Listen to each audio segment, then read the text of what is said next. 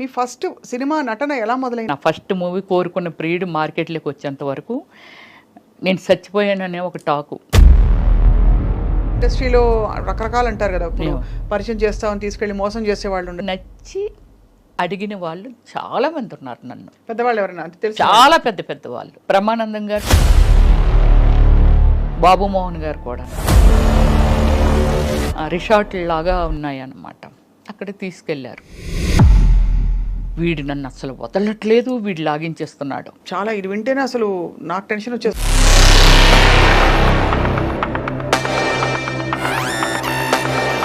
మొహమాటం లేకుండా, ఇబ్బంది పడకుండా ఆ బట్టలు వేసుకున్నప్పుడు, క్యారెక్టర్స్ చేసినప్పుడు ఎప్పుడు అనిపించలేదా?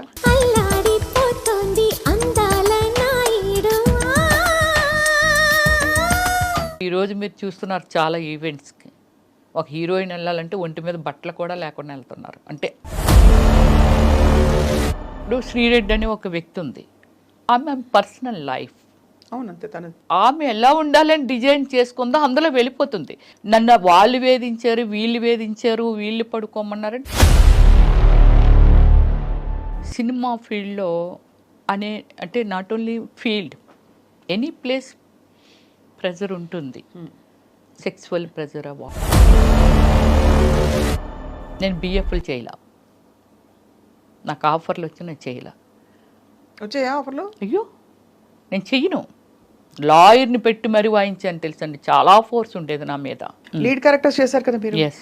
అండ్ ఆ తర్వాత you shifted to character roles, లేకపోతే ఇలా supporting main roles, lead roles చేస్తూ కృష్ణ గారితో కూడా హీరోయిన్ చేశాను. ఎవరు నేననేసి మూవీ చేశాను. తర్వాత పునీత్ రాజ్ కుమార్తో చేశాను, తర్వాత రమేష్ అరవింద్తో చేశాను. ఇవాళ మీరు ఎంత ప్లెయిన్గా, అంటే ఒక హీరోయిన్కి ఉండేవంత, ఒక సినిమా స్టార్కి ఉండే ఇది లేకుండా. అంటే ఫస్ట్ నుంచి ఏమిటంటే నేను ఇంటర్నేషనల్ మోడలింగ్ చేశాను. నేను బ్రిట్నీ స్పియర్కి నేను ఫస్ట్ ప్లేస్లో వచ్చానండి. నా కైండ్ ఆఫ్ యాక్టర్స్ ఎవరు సినిమా మేకింగ్ చేసిన వాళ్ళు ఇంతవరకు లేరు. కథ, స్క్రీన్ ప్లే, డైరెక్షన్, ప్రొడ్యూసింగ్ అన్నీ నేనే చేసుకొని సినిమాని కూడా రిలేట్ చేయగలిగాను అని అంటే so world wise very famous అయిపోయాను ఓమల్లి తర్వాత. ఎంత హైయెస్ట్ రెమ్యూనరేషన్ ఎప్పుడు అందుకున్నారు? ఆర్యభట్టకండి, దానికి అందుకున్నాను. దానికి వచ్చి 15 lakh ఇచ్చారు నాకు. ఐటమ్ సాంగ్ చేస్తే 10 lakh. మీరు చాలా మంది కమెడియన్స్ పక్కన వేశారు. All comedians. బట్ ఎక్కడో ఒక చోట చదివాను, మీకు చిన్నప్పుడే పెళ్ళయ్యి తర్వాత మీరు విడిపోయారు. ఇప్పుడు అతని వల్ల తప్పలేదు, నేను ఎందుకు సఫర్ చేయాలి?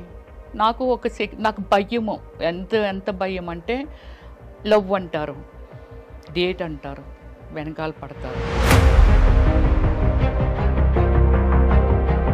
కానీ మీ మేనమావ గారా? అయ్యన్న పాత్రుడు మేనమావ గారు నా ఓన్ బ్రదరే ఉన్నారు టీడీపీలో. మరి మీరు వైసీపీలోకి రావడం ఏంటి?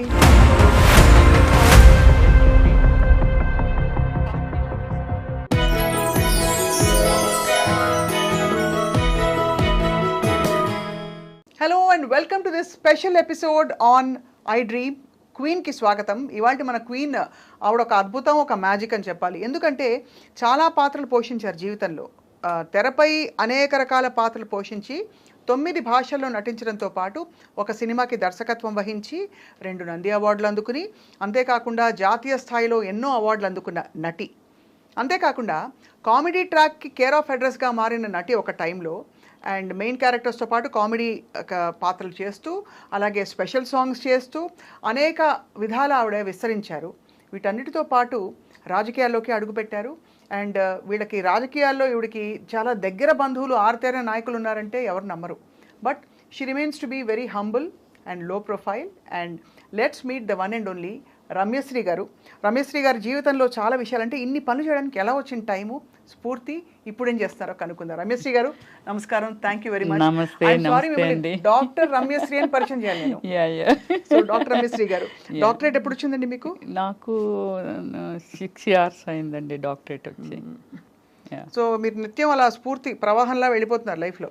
అంటే నాకు ఏం లేదు స్వప్న గారు, చిన్నప్పుడే అంటే కొంచెం మెచ్యూరిటీ వచ్చిన తర్వాత కొంచెం సర్వీస్ అంటే ఎవరైనా బెగ్గర్స్ కానీ, అంటే మన చిన్నప్పుడు మేము చూసిన అంటే విలేజ్ బ్యాక్గ్రౌండ్లో పెరిగాను నేను. అమ్మమ్మ వాళ్ళ ఇంట్లో పెరిగాను. నా ఫ్యామిలీ అంతా విశాఖపట్నం, కానీ నేను మాత్రం నా గ్రాండ్ మా ఇంట్లో పెరిగాను అనమాట. నియరెస్ట్ ఏ కోడూరు అని అక్కడ స్టడీ చేశాను అనమాట. 10th క్లాస్ వరకు అక్కడ చేశాను. తర్వాత ఇంటర్మీడియట్ దేవరాపల్లి అని, అంటే విలేజ్ బ్యాక్గ్రౌండే అంతాను. సో ఆ చిన్నప్పుడు ఏమిటంటే ఈ బెగ్గర్స్ వాళ్ళు మన ఇంటికి వచ్చి అడుక్కోవటం ఇలా ఉంటుంది కదా, అలాంటి వాళ్ళకి హెల్ప్ చేయడం. నా ఫ్రెండ్స్ ఎవరైతే ఉన్నారో, ఏది 5th స్టాండర్డ్లో చదువుతున్న ఏజ్లో ఈ ఎస్సీ అమ్మాయిలు కానీ ఇలాంటి వాళ్ళకి, అయ్యో వాళ్ళు ఏంటి మనం తిన్నట్లేరు, మనం ఉన్నట్లేరు అని అనుకొని వాళ్ళకి చాటుగా అవి ఇవి ఇచ్చేయటం.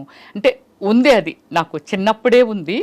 బట్ దాన్ని అలా పెరుగుతుండి కొలది తర్వాత నా అంతలు నేను డెవలప్ అయ్యి నేను సెక్యూర్డ్గా ఉన్న టైం నుంచి బాగా ఎక్కువ చేశాను. ఒక 13 years నుంచి ఈ సోషల్ సర్వీసుల్లో ట్రావెలింగ్. సో సోషల్ సర్వీస్ అనేది ఒక పెద్ద, అదొక complete mind set. Yeah, exactly. But before that మీ సినిమాలు చాలా ఇంట్రెస్టింగ్, మీరు వేసిన క్యారెక్టర్స్. మీ ఫస్ట్ సినిమా నటన ఎలా మొదలైంది అసలు? అంటే యాక్చువల్లీ నేను ఎక్కువ బుక్స్ స్టడీ చేసేదాన్ని. స్టడీ చేసినప్పుడు ఈ నవల్స్ ఇవన్నీ చదువుతుండేదాన్ని. నెక్స్ట్ మంచి మంచి మన ఎండమూరి వీరేంద్రనాథ్ గారు అలాంటివన్నీ నవల్స్ అవి అలా చూస్తుండేదాన్ని. అప్పుడు నాకు, నేను చిన్నదాన్నే, ఏది 6th స్టాండర్డ్ చదివినప్పటి నుంచే ఈ పిచ్చి నాకు బాగా. సో ఈ శ్రీదేవ్ గారు, విజయశాంతి గారు ఇలా ఉంటున్నప్పుడు 6th స్టాండర్డ్లో హై స్కూల్ టైంలోనే నాకు చాలా లాంగ్ హెయిర్ ఉండేది, ఫేర్గా ఉండేదాన్ని, బాగానే అంటే 6th స్టాండర్డ్ అంటే మెచ్యూరిటీ కూడా లేని ఏజ్ అది. బట్ ఆ ఏజ్లోనే కామెంట్స్ అనమాట, అబ్బా నువ్వు చాలా అందంగా ఉంటావు, నువ్వు శ్రీదేవి అయిపోవచ్చు, నువ్వు విజయశాంతి అయిపోవచ్చు, ఇలా అనమాట. అది నా బ్రెయిన్లో బాగా ఫీడ్ అయిపోయింది. సో అలా ఏజ్ పెరుగుతున్న కొలది నాకు ఈ లోపల ఉండిపోయింది. కానీ it's very nice family background. Cinema background అనేది కొంచెం కూడా లేని ఫ్యామిలీ అది. అంటే cinema nice family background, cinema background లేదంటే సినిమా నైస్ కాదనుకుంటా. నో, దానికి చాలా వ్యతిరేకంగా మాట్లాడిన మనిషినండి. సినిమా అంటే తప్పు కాదు, సినిమా ఏంటనేది మళ్ళీ మీకు చెప్తాను స్వప్న గారు. తప్పకుండా. అయ్యో 100% ఆ పాయింట్ మీకు మళ్ళీ మీరేంటంటే, అంటే సినిమా ఇండస్ట్రీతో కాకుండా కాదు, ఇంటిలోంచి లేడీస్ని మామూలుగా బయటకు రానిచ్చేవాళ్ళు కాదు. నేను చదువుకోవాలనుకున్నా సరే మాకు ఆ రోజుల్లోనే అంబాసిడర్ కారు ఉంటే అక్కడికి పంపించేవారండి డ్రైవర్ని ఇచ్చి. మా ఊర్లో లేదు కాబట్టి, హై స్కూల్ లేదు కాబట్టి.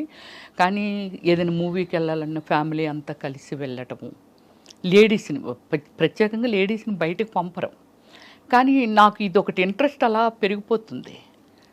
10th క్లాస్ అయిపోయిన తర్వాత నాకు జిల్లా పరిషత్ చైర్మన్ కృష్ణమూర్తి గారు అనేసి వాళ్ళ అమ్మాయి పద్మప్రియ అని ఒక ఆమె ఉంది, నాకు మంచి క్లోజ్ ఫ్రెండ్. నా భావాలన్నీ తనతో షేర్ చేసేదాన్ని. సో చేసినప్పుడు మరి ఏం చేద్దాం అనుకుంటున్నాను, actually my name original name Sujatha. So మరి ఏం చేద్దాం అని అనుకుంటున్నాను. లేదు నేను ఎలా అయినా చేయాలి. చెన్నై వెళ్ళాలంటే నాకు లాంగ్వేజ్ రాదు అంటే అప్పటికి ఆల్మోస్ట్ నేను 97లో వచ్చాను, ఇక్కడికి వచ్చేసింది ఇండస్ట్రీ. సో నేను వెళ్ళాలి.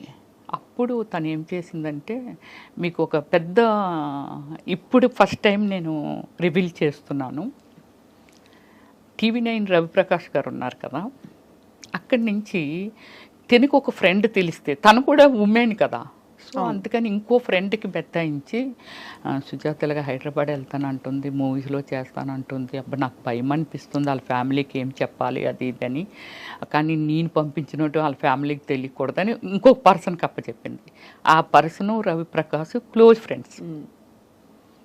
అప్పుడు రవిప్రకాష్ గారి దగ్గరికి నన్ను పంపించారు. So travelling is very short time, ఒక 3 days ఎంతో రవిప్రకాష్ గారితో ట్రావెల్ చేశాను. నన్ను బండి మీద రామానాయుడు స్టూడియోకి తీసుకొని వెళ్ళారు. ఆ బ్యాక్ నుంచి తీసుకొని వెళ్తే లక్కీగా ఏమిటంటే రామానాయుడు గారు కలిశారు. షూటింగ్ జరుగుతుంది, ఏదో తాత మనవడు సంథింగ్ ఏదో రిసీవ్ చేసుకున్నారు. ఇప్పటికీ రాజా ఉన్నాడు, రాజా తెలుసు, ఎగ్జిక్యూటివ్ మేనేజరు. సో రాజా లోపలికి ఆయన దగ్గరికి తీసుకెళ్తే, ఏమైనా డ్రామాలు అవి చేసావని అడిగారు రామానాయుడు గారు. అన్నిటికీ నాది ఏంటంటే వాయిస్ లేదు, ఇదే అన్నిట్లకి ఇదే. నీకు మాటలు వచ్చా అని అడిగారు, అన్నీ అడిగారు. ఫోటోలు ఉన్నాయి, కొన్ని ఫొటోస్ ఉన్నాయా, లేదు. ఎక్కడి నుంచి వచ్చావు? వైజాగ్ నుంచి. మీ పేరెంట్స్ ఏం చేస్తారు అని అడిగారు. సార్ మా అన్ని గోల్డ్ బిజినెస్లు అవి సార్, డాడీ కూడా పొలిటికల్ ఫార్మరు, ఇవన్నీ చెప్పాను.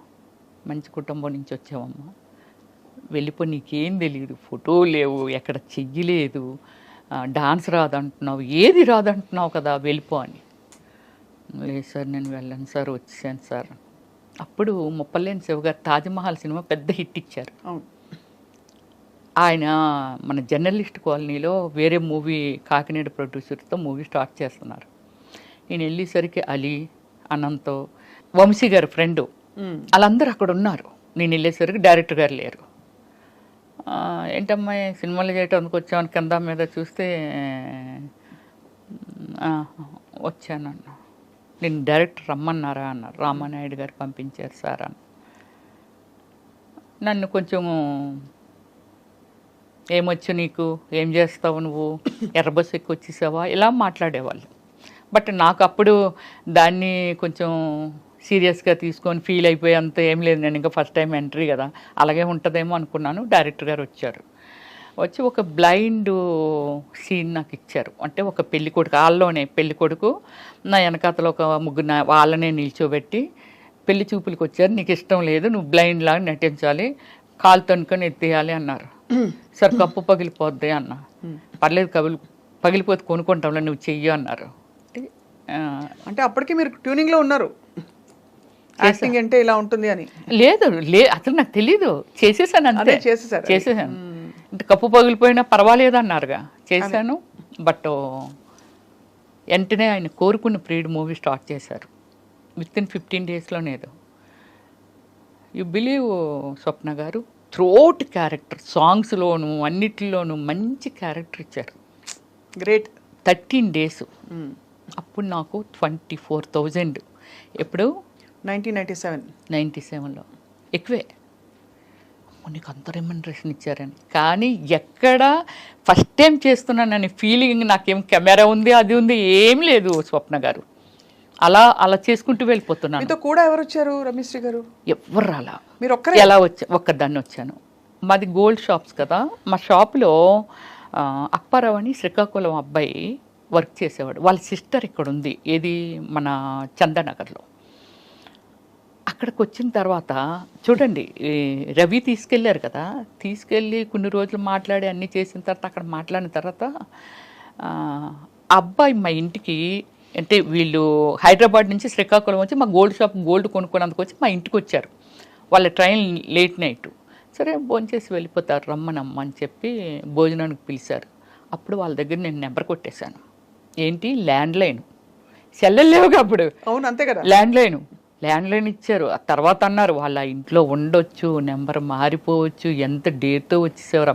రవి గారి దగ్గర నుంచి మళ్ళీ అక్కడికి వెళ్ళిపోయాను. ఆ నెంబర్ ఉందిగా, నెంబర్ కొడితే ఇక్కడమ్మ చందానగర్లో ఉన్నాం మేము, అయ్యో మీరు హైదరాబాద్ వచ్చారా ఏంటమ్మా, రా మా ఇంటికి రండి అని అది ఇదంటే అదే టైం అనుకొని వెళ్ళి వాళ్ళ ఇంట్లో మేబీ 15 days ఉన్నాను. ఈ మూవీ స్టార్ట్ అవుతుంది, నేను వెళ్ళడం అరోరా కాలనీ రోడ్ నెంబర్ 2లో అక్కడ హౌస్ తీసుకున్నాను. అదే నా ఫాదర్ 100%. ఇంట్లో వాళ్ళకి ఏం చెప్పారు? వచ్చి నన్ను తీసుకెళ్ళిపోవటానికి తర్వాత వాళ్ళు చెప్పారు.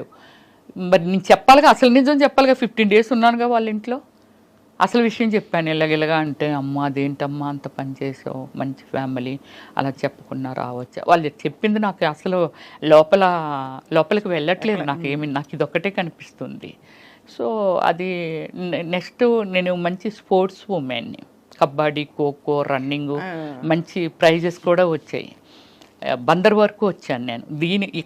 ఇక్కడికి రాలేదు, కానీ మళ్ళీ చెన్నై వెళ్ళాను, ఇట్రాలా. సో అలాగే ఏమిటంటే వాళ్ళ ఇంటి దగ్గర నుంచి మా పేరెంట్స్కి వాళ్ళు ఫోన్ చేశారు. చేస్తే మా ఫాదరు బ్రదర్ వచ్చి చాలా సీరియస్ అయ్యారు. ఏం చేశారు, మీకు చెప్పకుండానే వచ్చేసాను, మీరు తీసుకెళ్ళా మరలా వచ్చేస్తాను. ఇదే నా ఆన్సర్, ఇదే ఉంది వాళ్ళ దగ్గర. వాళ్ళు ఏం చెప్పినా ఏం చేసినా. అప్పటికి మీరు మేజరే కదా?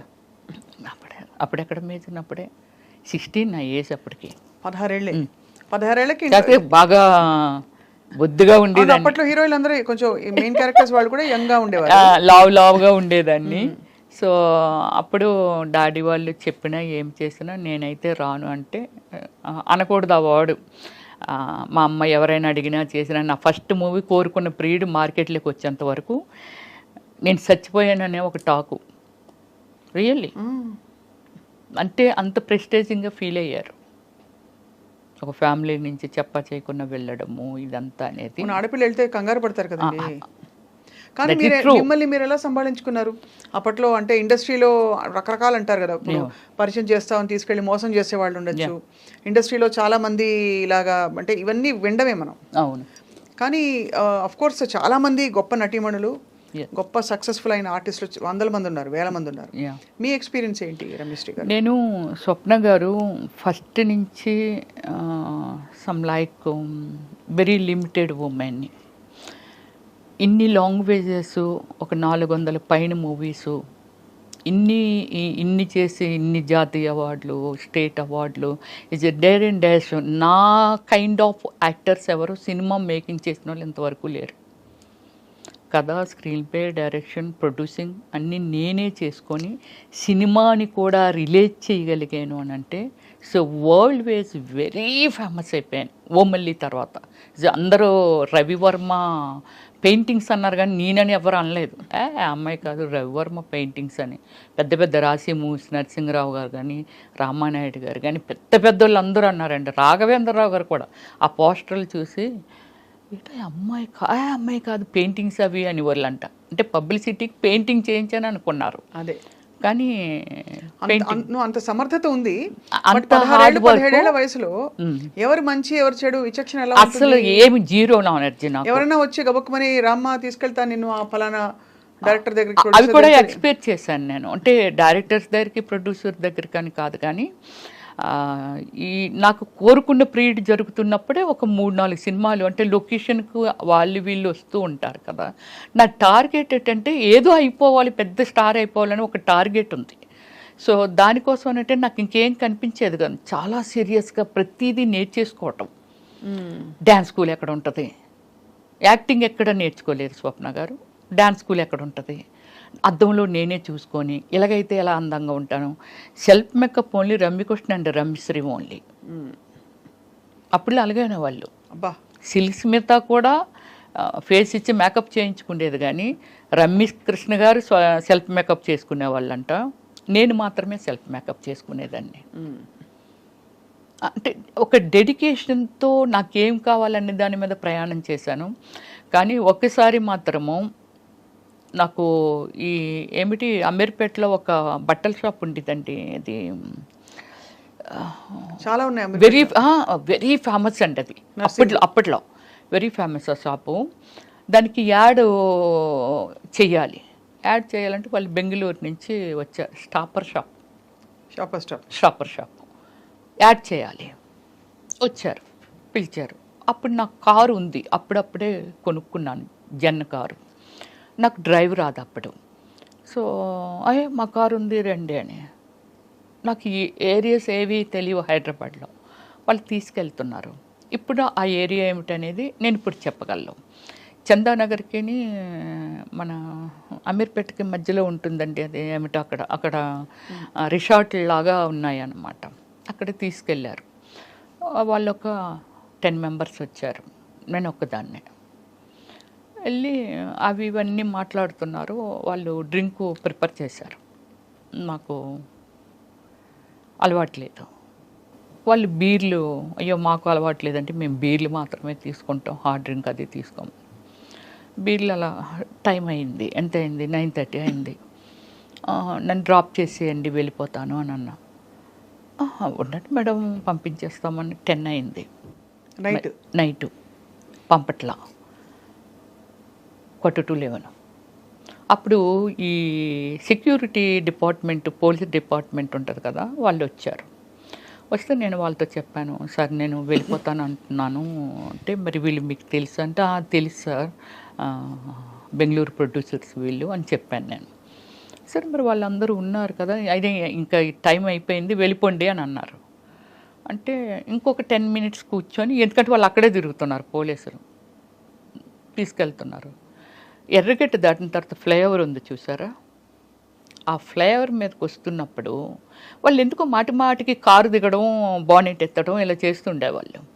సో ఏంటి వీళ్ళు ఎలా దిగుతున్నారు, ఇన్నిసార్లు దిగుతున్నారు, కారు రిపేర్ అయితే ఆగిపోద్ది కదా అనిపించేది నాకు. అక్కడికి వచ్చిన తర్వాత ఏమైందంటే, నన్ను అంటే ముందున ఒక ఆయన కూర్చున్నాడు, నా పక్కన ఇద్దరు కూర్చున్నారు, వేరే కారుల్లో వెనకాల వస్తున్నారు. ముందుని ఒక కారు 10 మంది వాళ్ళు. సో కారు నా పక్కన కూర్చున్న ఆయన కొంచెం వల్గర్గా బిహేవ్ చేయడం మొదలుపెట్టాడు. అమ్మ బాబాయ్. వెనకన కూర్చొని నేను ఎప్పుడు అబ్జర్వ్ చేశానంటే, బానెట్ ఎత్తి కారులో ఏదో వాటర్ పోస్తున్నట్టు పోసి పక్క కొంపేశాడు ఆ నీళ్ళు. రమ్య గారు, నాకు పేరు రామానాయుడు గారే పెట్టారు. రమ్యకృష్ణ, రవలి, రంభ వీళ్ళందరూ సక్సెస్ఫుల్ ఉమెన్స్ ఫిల్మ్ ఫీల్డ్లో. అందుకని 6 letter వచ్చేలాగా రమ్య అంటే మరి బోడుగా ఉంది. రమ్యకృష్ణ కూడా రమ్య అని అంటాము మేమందరమేని. ఏదైనా తోక తగిలిస్తే బాగుంటుందేమో అని చూచుకొని చెప్పి శ్రీ పెట్టారు పక్కన రామానాయుడు గారు నాకు అప్పుడు. సో వెళ్ళి వీడు చాలా వల్గర్గా బిహేవ్ చేస్తున్నాడు, చాలా చాలా చాలా ఓవర్ అయిపోతుంది అది. అప్పుడు నేనేం చేశానంటే, నా సైడ్ డోర్ ఉంటుంది కదా, ఆ డోరు ఇలాగ ఓపెన్ చేసేటప్పటికి ఓపెన్ అయిపోతే ఈ కాలు ఇలాగ అడ్డు పెట్టి కిందకు దూకిటందుకే. మీరా? నేనే. వీడు నన్ను అసలు వదలట్లేదు, వీడు లాగించేస్తున్నాడు. ఈ కాలు అలాగే వెళ్తుందండి, కాలు చాలా వరకు అరిగిపోద్దా అని అనుకున్నాను. ఆ రోజు లక్కీగా ఏంటంటే షూ వేసుకున్నానంటే నేను, ఇలా తోసుకెళ్తుంది కాలు. ఎదురుగా సెకండ్ షో మూవీ వదిలితే ఫాదరు ఆ అబ్బాయి, అంటే చాలామంది వెళ్తున్నారు వస్తున్నారేమో, ఈ రూట్ గుండా వస్తూ ఉంటే అప్పుడు నా కాలు డోర్ ఓపెన్ అయ్యి కదా ఉంది, ఇటువైపు వస్తున్నారు వాళ్ళు, డోర్ ఓపెన్ అయ్యి ఉంది. ఎప్పుడైతే ఓపెన్ అయ్యి ఉండి నా కాలు ఉందో, ఆ పెద్ద ఆయన ఉన్నారు కదా, అమ్మ ఇది ఏదో ఏంటి ఆ కాలు డోర్ ఏదో డోర్ ఓపెన్ అయిపోయింది, కాపాడండి అంటున్నాను నేను. అండ్ మీ పక్కన వాడు ఇబ్బంది పెడుతున్నాడు, ఇబ్బంది పెడుతున్నాడు. అంటే వీళ్ళు ఏం చేశారంటే, నా ముందు వెళ్ళిన కారు కొంచెం ముందుకెళ్ళిన తర్వాత యూటర్న్ తీసుకుంటే వాళ్ళు కథలు చెప్తున్నారు, ఏమండి ఇప్పుడు మీ ఇంటికి వెళ్ళట్లేదు, మా ఫ్రెండ్ ఒకడు ప్రాబ్లం పడ్డాడు, వాడి దగ్గరికి వెళ్ళి తర్వాత మీ ఇంటి దగ్గర దిగబెడతామండి అని ఇవన్నీ చెప్తున్నారు. మీకు తెలిసిపోతుంది? నాకు అర్థమైపోతుంది వాళ్ళు మాట్లాడుతున్న మాటలు. కారు అంటాడు, నీళ్ళేం పక్క నుంచి బానెట్ ఎత్తే గ్యాప్ ఉంటుంది కదండి, ఆ గ్యాప్లోంచి కనబడుతుంది, పక్కనే వేసేసాడు, బానెట్లో వేసాను, హీట్ ఎక్కిపోయింది అంటాడు, ఏదో చెప్పేస్తున్నారు. నాకు భయమేసి అలా చేస్తే, మీరు నమ్మరండి, గాడ్ లాగే ఆ అబ్బాయి ఆయన వాళ్ళ వెనకాతలు ఇంకోళ్ళు ఎవరో వస్తున్నారు. వీళ్ళు ఎప్పుడైతే కారు ముందుకు వచ్చి ఇలాగ ఆపారో, వెనకాల వచ్చిన వాళ్ళు కూడా పక్కన ఇలాగ ఆపారు. కారు స్పీడ్గా వచ్చి ఆపితే, ముందు అమ్మాయిని దింపండి అని అంటే, ఎవరమ్మా వాళ్ళు అన్నారు. సరే ఇలాగ నాకు ఒక యాడ్ ఇప్పిస్తామని చెప్పి నన్ను తీసుకొచ్చారండి. చాలా రోజులు నాతో ఫోన్లో మాట్లాడారు ఆ పెద్ద ఆయన. సో ఇది అప్పుడు నన్ను కిందకి దించి మొత్తం బాడీ ఎంత ఉడికిపోయి, బాడీ అంతా స్వెట్టింగ్ వచ్చేస్తుంది అనమాట. అప్పుడు ఆయన దగ్గరుండి బండి మీద, అబ్బాయినేమో నువ్వు ఇలాగ వెళ్ళిపో అమ్మ, నేను దగ్గర పెట్టి వచ్చేస్తాను ఆమెని అని చెప్పి నన్ను మా ఇంటి వరకు అరోరా కాలనీలో ఉండేదాన్ని నేను. చిన్నవారు అప్పుడు చాలా మీరు? ఏది చిన్నదాన్ని అన్నారు. అందము చందము లేని రోడ్డు అంటూ పోయిన పిల్లలు ఎవరిని వదలట్లేదమ్మా, ఇంత అందం ఉంది, ఇంత ఉంది, ఎవడు ఏది చెప్తాలని నమ్మేసి వచ్చేస్తావా, దేవుడు పంపినట్టుగా మేమేదో వస్తున్నాం కాబట్టి సరిపోయింది, లేకపోతే నీ లైఫ్ ఏంటమ్మా, తప్పు కదా, అలాగే ఎవరైనా రమ్మంటే అలాగే వెళ్ళిపోవచ్చు. That is first and last. అంతే మీకు అలాంటి ఎక్స్పీరియన్స్? అంతే. చాలా ఇది వింటేనే అసలు నాకు టెన్షన్ వచ్చేస్తుంది. మీరు నమ్మరు, ఆ రోడ్డు మీద నిలబడలేకపోయాను, కిందకు వచ్చి చాలా దూరం నుంచి షూ మొత్తం అంతా అడుగునంత కచ్చగా అయిపోయింది. అదే అంటే మీరు తప్పించుకోవడానికి ప్రయత్నించారు, వాళ్ళు ఏదో చేద్దామని ట్రై చేశారు. సో ఇది సినిమా అయిన తర్వాతే కోరుకుంటూ పీరియడ్ అయిపోయింది. తర్వాత ఆషాఢం పెళ్లి కొడుకు చేశాను, తర్వాత ఏవో ఇంకొక 2-3 సినిమాలు చేశాను. అలా మీకు పెరుగుతూ మీకు క్యారెక్టర్స్ ఏం వస్తున్నాయని లీడ్ క్యారెక్టర్స్ చేశారు కదా మీరు. అండ్ ఆ తర్వాత you shifted to character roles, లేకపోతే ఇలా సపోర్టింగ్ రోల్స్? నేను స్టార్టింగ్ నుంచి మిక్స్డ్ ఇవి చేశాను. మెయిన్ రోల్స్ లీడ్ రోల్ చేస్తూ కృష్ణ గారితో కూడా హీరోయిన్ చేశాను. ఎవరు నేను అనేసి మూవీ చేశాను. తర్వాత పునీత్ రాజ్ కుమార్తో చేశాను, తర్వాత రమేష్ అరవింద్తో చేశాను, సూర్యతో చేశాను, విక్రమ్ గారితో చేశాను. అంటే నేను ఎలా అయిందంటే నాకు ఎవరు గాడ్ ఫాదర్ లేరు ఫిల్మ్ ఇండస్ట్రీలో, అందుకని చాలా గాడ్ ఫాదర్ లేరు. ఇంతవరకు ఎన్ని టైం చెప్పినా బిలీవ్ చేయగలరా లేదనేది ఇంతవరకు కాంట్రవర్సీ లేదు నా లైఫ్. వెరీ డీసెంట్ అనమాట. ఎవ్వరూ మిమ్మల్ని ఏ టైంలో కూడా ఇబ్బంది పెట్టలేదు అయితే? లేదు. ఇలాంటి సిచ్యువేషన్ ఒకసారి ఎవడో సంథింగ్ అంటే ఇండస్ట్రీలోనే మీకు రకరకాల మనుషులు ఉంటారు కదా, చాలా గొప్పగా పెద్ద మనుషులు చాలా మంది ఉన్నారు. ప్రతి ఇండస్ట్రీలో ఉంటుంది. ఈ ఇండస్ట్రీలో ఏంటంటే కొంచెం రూల్స్ అవి రిలాక్స్డ్ గా ఉంటాయి కాబట్టి వాతావరణాలు కూడా అలా ఉంటాయి, లేట్ నైట్స్ ఉంటాయి. మరి అలాంటప్పుడు మీరు ఇబ్బంది పడకుండా రావడం అనేది చాలా పెద్ద. అంటే నేను ఫస్ట్ నుంచి ఒక టీంని మెయింటైన్ చేసేదాన్ని. తక్కువ టైంలో సాగర్ గారు డైరెక్టర్ గారు ఇప్పుడు మన ఈ లోకంలో లేరు. ఆయన నేను వసేనా మరదల మూవీ చేశాను, రామ్ సక్కనోడు సుమన్ గారితో చేశాను. అప్పుడు కన్నడలో ఆయనే నన్ను ఇంట్రడ్యూస్ చేశారు, అమర్ అక్బర్ అంతోని మూవీ అని. ఇంద్రజ నేను దానికి సుమన్ గారు కాదు, మన సాగర్ గారు డైరెక్టర్ పరిచయం చేశారు. సో ఆ సినిమా తర్వాత అనుకోకుండా చాలా కన్నడలో నేను చేసిన మూవీస్ అన్నిటే అన్ని 100 days. కానీ ఇవాళ మీరు ఎంత ప్లెయిన్ గా, అంటే ఒక హీరోయిన్ కు ఉండే అంత లేదు, ఒక సినిమా స్టార్ కు ఉండే ఇది లేకుండా హంగులు ఇంకేం చెప్పాలి, చాలా డౌన్ టు ఎర్త్ గా ఉన్నారు. సో ఏం లేదు స్వప్న గారు, అంటే కొంచెం పీస్ఫుల్గా ఎండ్ ఆఫ్ ద డే నన్ను నేను చూసుకుంటే నేను ఉండాలి అనే ఒక డ్రీమ్ ఉన్న గర్ల్ని నేను. చాలా పీస్ఫుల్గా ఉండాలి, డీసెంట్గా ఉండాలి. ఇప్పుడు ఒకటి మాట్లాడుతాను నేను, పొలిటికల్ లేక వచ్చాను అనుకుందాం. పొలిటికల్ లేక ఎందుకు వచ్చాను అంటే నాకు ఒక డ్రీము. అవును, ఏదైనా ఒకటి అచీవ్మెంట్ సాధించామనంటే దేనిలోనైనా సాధించవచ్చు. ఫస్ట్ మనకి ఒక గోలు డ్రీము అంటే ఒక ఫ్యాషన్ ఉంటే దాన్ని ఏదైనా చెయ్యొచ్చు అనేది. రైట్. దీనితో రాజకీయంలోకి వచ్చాను. ఎందుకు వచ్చాను అని అంటే సంథింగ్ ఒక బ్రాండ్ క్రియేట్ చేయాలి నా వరకు, అంతే. ఒక అధిష్టానాన్నే ఒక బ్రాండ్ చేయాలనేది కాదు, నా వరకు నేను ఒక బ్రాండ్గా తయారవ్వాలి అంతే. పొలిటికల్ అంటే ఏమిటి, ఓకే పొలిటికల్ ఎందుకు వెళ్ళాము, ఏం చెయ్యాలని అనుకున్నాము, దానికి ప్రభుత్వం నుంచి ప్రజలకి మనం ఓన్లీ మీడియేటర్ మాత్రమే. అవును, ఇది నిజమే కదా, ప్రభుత్వానికి ప్రజలకి మీడియేటర్ మాత్రమే మనం అక్కడి నుంచి వీళ్ళ అవసరాలు ఏంటి, వాళ్ళకి అక్కడి నుంచి మనకి ఏం ఫండింగ్ వస్తుంది, మనం ఏం యూటిలైజ్ చేసామనేది ఒక్కటే రాజకీయం, అంతే నాకు తెలిసింది. కరెక్ట్. ఈ భావంతోనే నేను పొలిటికల్లోకి వెళ్ళాను, నేను ఏదో చెయ్యాలి. కానీ మీ మేనమావ గారా? అయ్యన్న పాత్రుడు మేనమావ గారు నా ఓన్ బ్రదరే ఉన్నారు టీడీపీలో. ఓకే. రామానాయుడు. ఓహో. మాడుగుల మన బూడి ముత్యాలనాయుడు గారి మీద కంటెస్టింగ్ పర్సన్ బ్రదరే. 2014, 2019. మరి మీరు వైసీపీలోకి రావడం ఏంటి అంటే దీనికి కారణం ఏమిటంటండి, ఇప్పుడు పార్టీలు తీసేద్దాం, ఇది మనకొద్దు. నాకున్నది రాజశేఖర రెడ్డి గారి ఇంటి వెనకాల శర్మిలా హౌస్ ఉంది కదా, అరోరా కాలనీయే కదా, అక్కడే నా ఇల్లు ఉండేది. నేను వాకింగ్ అంతకు వెళ్తేప్పుడు అప్పుడప్పుడు ఇలా లుంగి, ఆయన అప్పుడు రాజశేఖర రెడ్డి గారికి పదవులు ఏమి లేవు, ఇలాగా లుంగి పంచి కొట్టుకొని ఒకసారి నన్ను పలకరించారు ఆయన. ఏంటమ్మా ఇంత చెల్లో ఇంత అర్లీ మార్నింగ్ వెళ్ళిపోతున్నాం అంటే, సార్ వాకింగ్ సార్ అంటే, మంచి ఫెమిలియర్ ఫేస్ లాగా ఉంది. దానికి ముందు ఏం చేశారంటే మోహన్ బాబు గారు ప్రెసిడెంట్ మా అసోసియేషన్కి ఏదో మాట్లాడడం కోసమని కొందరు మెయిన్ ఆర్టిస్టులు అందరమే సార్ వాళ్ళ ఇంటికి వెళ్ళాము. ఆయన ఇచ్చిన మనుషులకి ఇచ్చిన రెస్పెక్ట్ అండి అసలు ఒకసారి వెళ్తే ఎవరు మర్చిపోలేరు. అది రాజశేఖర రెడ్డి గారు దగ్గర ఉన్నది, అది నేను చూశాను. తర్వాత ఈ ఆరోగ్యశ్రీ, వీళ్ళు సోషల్ సర్వీస్ పిచ్చి ఉందిగా నాకు. అపోలో హాస్పిటల్కి మనం వెళ్ళామనుకోండి, ఇప్పుడు మన తెలంగాణ వాళ్ళు కచ్చలు వేసి ఇక్కడ చెవులు ఇవన్నీ పెట్టుకొని అక్కడ హాస్పిటల్లో కనబడితే, ఇది స్టార్ హాస్పిటల్, ఇందులో కూడా వీళ్ళు ఎలా ట్రీట్మెంట్ తీసుకోగలుగుతున్నారో, వీళ్ళు చాలా పేదవాళ్ళు కదా అని ఒక ఫీలింగ్. వాళ్ళ దగ్గర డైరెక్ట్ వెళ్ళి అడిగేయటమే.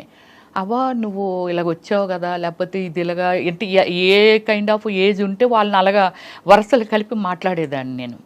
మాట్లాడితే మా ముసలోడు ఉన్నాడు, అమ్మ తండ్రి రాజశేఖర రెడ్డి గారు ఆరోగ్యశ్రీ ఇచ్చారు కదమ్మా, దానికని ఇక్కడ ఆపరేషన్ చేయించడానికి వచ్చాను.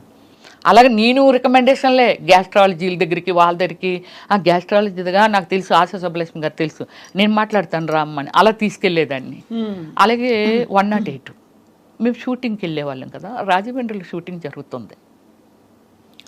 జరుగుతుంటే కుయ్యి కుయ్యి కుయ్యి కుయ్యమనికన్నా వెళ్ళిపోతుంది. నేను డైరెక్ట్ చూడటం అంతవరకు నేనేమీ వినలేదు. వెళ్ళిపోతుంటే పక్కన ముసలి పోనీలే అమ్మ దేవుడిలాగా వచ్చాడు, ఎక్కడ ఏదైనా సరే దిక్కుమాలు సావులు చావకుండా ఒక 5 నిమిషాలు వచ్చి తీసుకొని వెళ్ళిపోయి చాలామందికి ప్రాణదానం చేస్తున్నాడు రాజశేఖర రెడ్డి గారని ఒక పెద్ద ఆవిడ అక్కడ ప్రొడక్షన్ పెట్టారనమాట. ఇడ్లీ అవి మిగిలిపోతే ముందు రోజు వద్దమ్మ మేమే వండుకుంటాం అంటే, పర్లేదు తీసుకోండి బాగుంటాయి మా సినిమా వాళ్ళవే అలాగని చెప్పి ఆవిడ అంటుంటే విన్నానండి. అలా విన్ని దాని మీద ఒక ఇంప్రెషన్. దాని తర్వాత జగన్మోహన్ రెడ్డి అన్న ఈ పాదయాత్రలని అవని ఇవని నాకు సర్వీస్ చేయటానికి ఒక సోర్స్ దొరుకుతుంది ఇక్కడ. అయితే అంటే హార్డ్ వర్కరు, నేను హార్డ్ వర్కర్ని కాబట్టి డెఫినెట్లీ నాకు ఒక బేస్మెంట్ దొరుకుతుందని అనుకొని నేను వైఎస్ఆర్సీపీలోకి వెళ్ళడం. ఎప్పుడు ఇంట్లో మరి వారించలేదా వద్దని? ఎందుకు నేను అలాగా ఒకటి స్వప్న గారు, నేను డిసిషన్ మేకర్ని. అదే చిన్నప్పుడే అందరినీ కాదని నేనేమంటానంటే 10 మంది ఒపీనియన్స్ తీసుకుంటే రకరకాలు ఉంటాయి. మనకి ఏమి నచ్చింది అది గుడ్ ఆర్ బ్యాడ్ తీసుకుని కట్టుబడి ఉండాలి అంతే. నేను దాన్నే ఫాలో అవుతాను. అప్పటి నుంచి ఇప్పటి వరకు నేను అదే ఫాలో అవుతాను, అది నష్టమైన కష్టమైన. ఇప్పుడు నాకు ఒక 5 కోట్లు పోయింది అనుకుందాం, నేను ఎవరితో షేర్ చేయను. చాలా స్ట్రాంగ్ సోల్ మీరు. డెఫినెట్లీ. ఎందుకంటే మీరు చిన్నప్పుడు మొదలు పెట్టారు, అది కోరుకున్న పీరియడ్ నుంచి మొదలుపెట్టి ఎన్ని సినిమాలు ఉంటాయి రమేష్ గారు? 400 అబౌవ్ ఇన్ 9 లాంగ్వేజెస్. మిగతా భాషల్లోకి ఎలా మీరు అలా వెళ్ళిపోయారు? అది నాకు ఏమిటంటే ఫస్ట్ ఇప్పుడు సోషల్ మీడియా వచ్చింది, నాకు ఫస్ట్ నుంచి ఏమిటంటే ఫేస్బుక్ మెయింటైన్ చేయడం ఓన్గానే. ఫేస్బుక్ వరల్డ్ వెళ్ళిపోయేది, నాకు లేని కంట్రీలో ఫ్యాన్స్ లేరు. బ్రెజిల్, పాకిస్తాన్, యుఎస్ఏ, యూకే, ఇంక వేరే బ్రెజిల్లో అయితే 80 మంది ఉన్నారండి నా ఫ్యాన్స్. అంటే ఫస్ట్ నుంచి ఏమిటంటే నేను ఇంటర్నేషనల్ మోడలింగ్ చేశాను. నేను అది కూడా చేశారు. బ్రిట్నీ స్పియర్కి నేను ఫస్ట్ ప్లేస్లో వచ్చానండి. Eyes and nose and lips నాకు. ఎక్కడ దేనికి అది ఏ పోటీ? గ్లామర్ ఉంటుంది కదా, body language, eyes and lips and skin measures ఇవన్నీ ఉంటుంది కదా, వాళ్ళకి అవన్నీ కావాలి. దానిలో నేను ఫస్ట్ ప్లేస్లో వచ్చాను. నేను ఏ సంవత్సరం అండి? 2004 అండి. సో ఊరికే పాటలు రాశారు మీరు? ఇంకోటి వినాలి, ఫోక్ బుక్లో వచ్చాను, కవర్ పేజ్లో. ఓహో, ఇంకా ఉంది, నా ఫోన్లో ఉందండి. అంటే ఎంత అచీవ్మెంట్ ఉంది, కానీ నేను ఏమిటంటే దాన్ని పబ్లిక్ అని కాదు. నేను అప్పుడులో మనకి ఏముండేది, పేపర్స్, ప్రెస్, అంతే కదా. ఎంతోమంది అన్నీ కవర్ పేజీలే, బ్యాక్ కవర్ పేజీ ఇటు పక్క. ఒకవేళ బ్యాక్ కవర్ పేజ్ చిరంజీవి గారు ఉన్నారు అనుకో, ఫ్రంట్ కవర్ పేజీ రమేశ్వరి. బ్లాఫ్లో నేను ఉన్నాను అనుకో, పవన్ కళ్యాణ్ ఫ్రంట్ పేజీ. ఇలాగ అన్ని మెయిన్ ఇవే. ఇవి ఉన్నాయా మీ దగ్గర? ఇంకా కాపీ ఉన్నాయా? తప్పకుండా. మీరు ఒక్కసారి చేస్తామంటే స్క్రీన్ మీద అలా వెళ్ళొచ్చండి.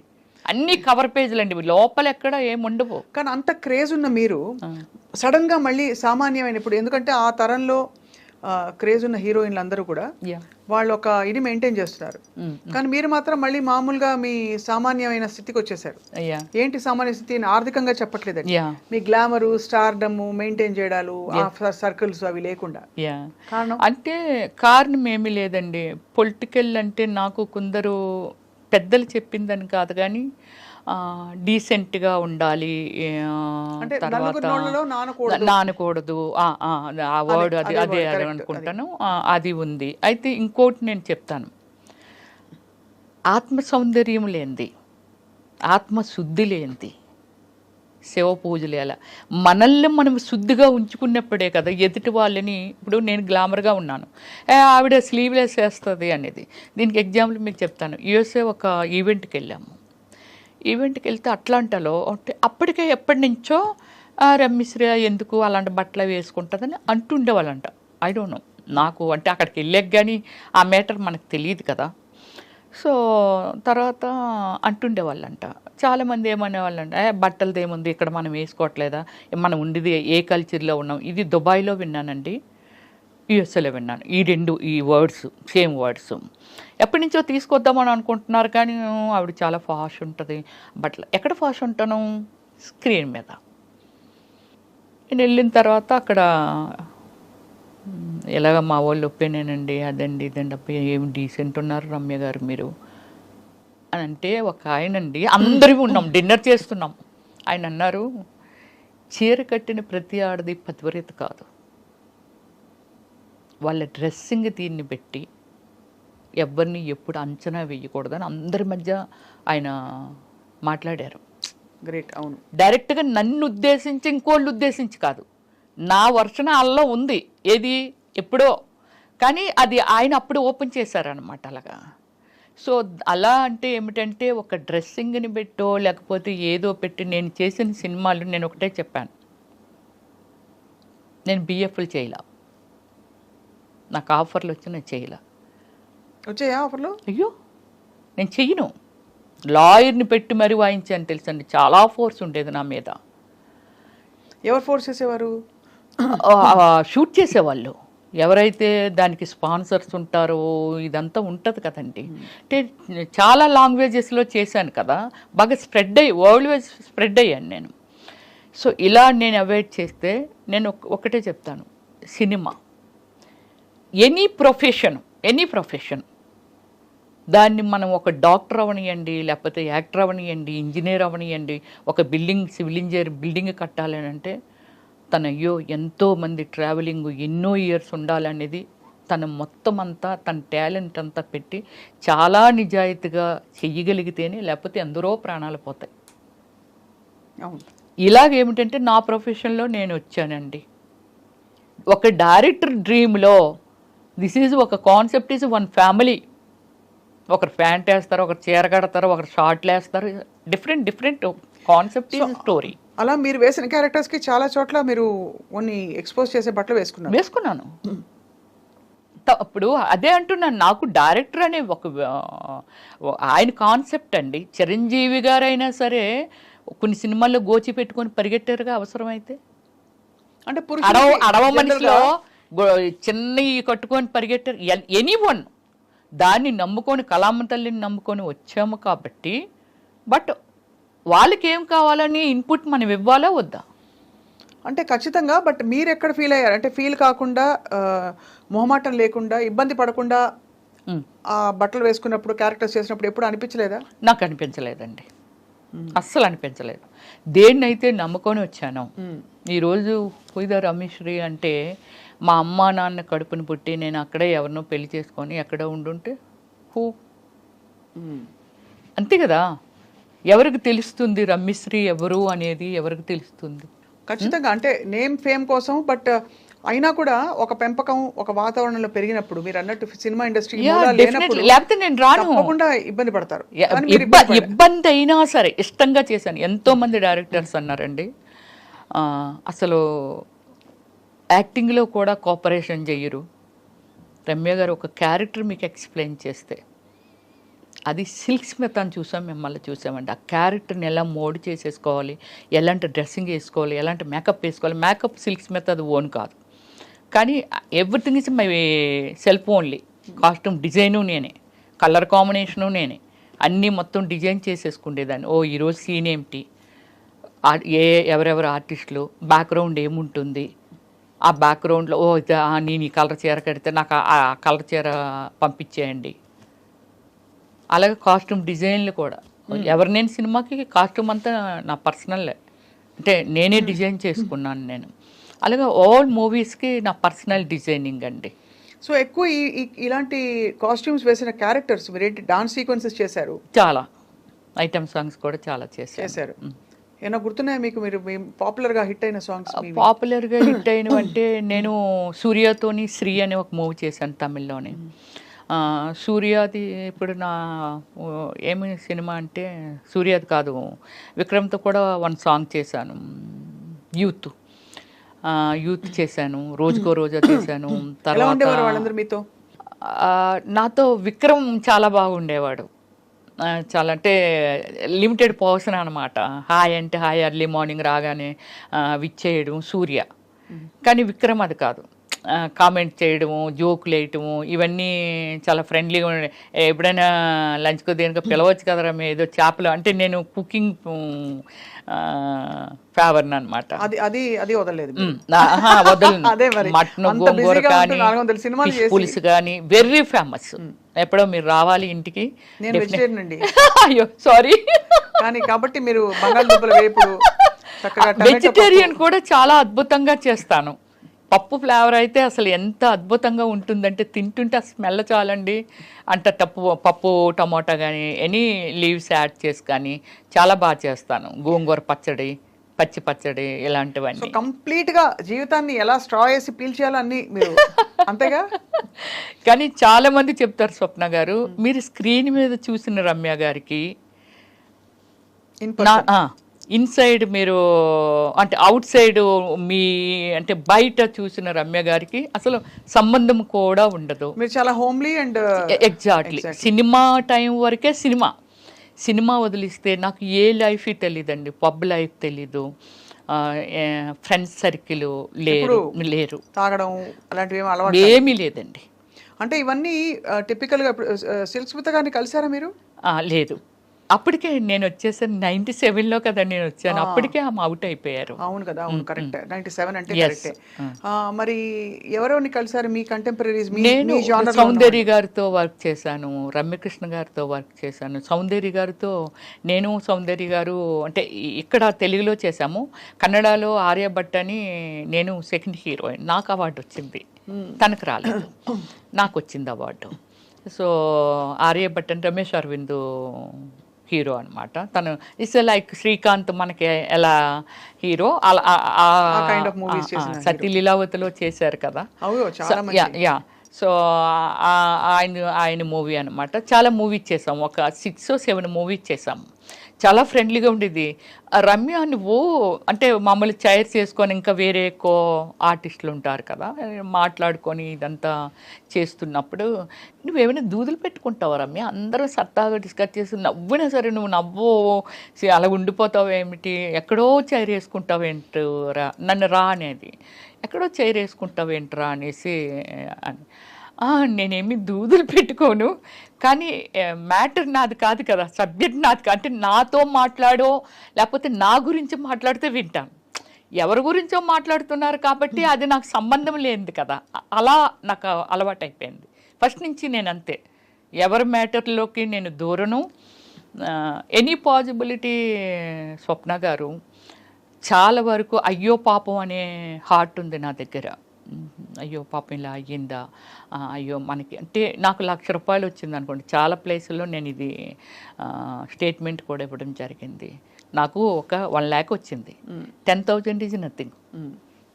ఇంకా నాకు 90,000 ఉంది. ఆ 10,000 సాక్రిఫికేషన్ చేస్తాను. ఏమి చెయ్యాలి, దేనికోసం యూజ్ చేయాలి, ఏమిటి అనేది. సో 27 కంట్రీస్ తిరిగాను నేనైతే. ఎంత హైయెస్ట్ రెమ్యూనరేషన్ ఎప్పుడు అందుకున్నారు రమ్య గారు?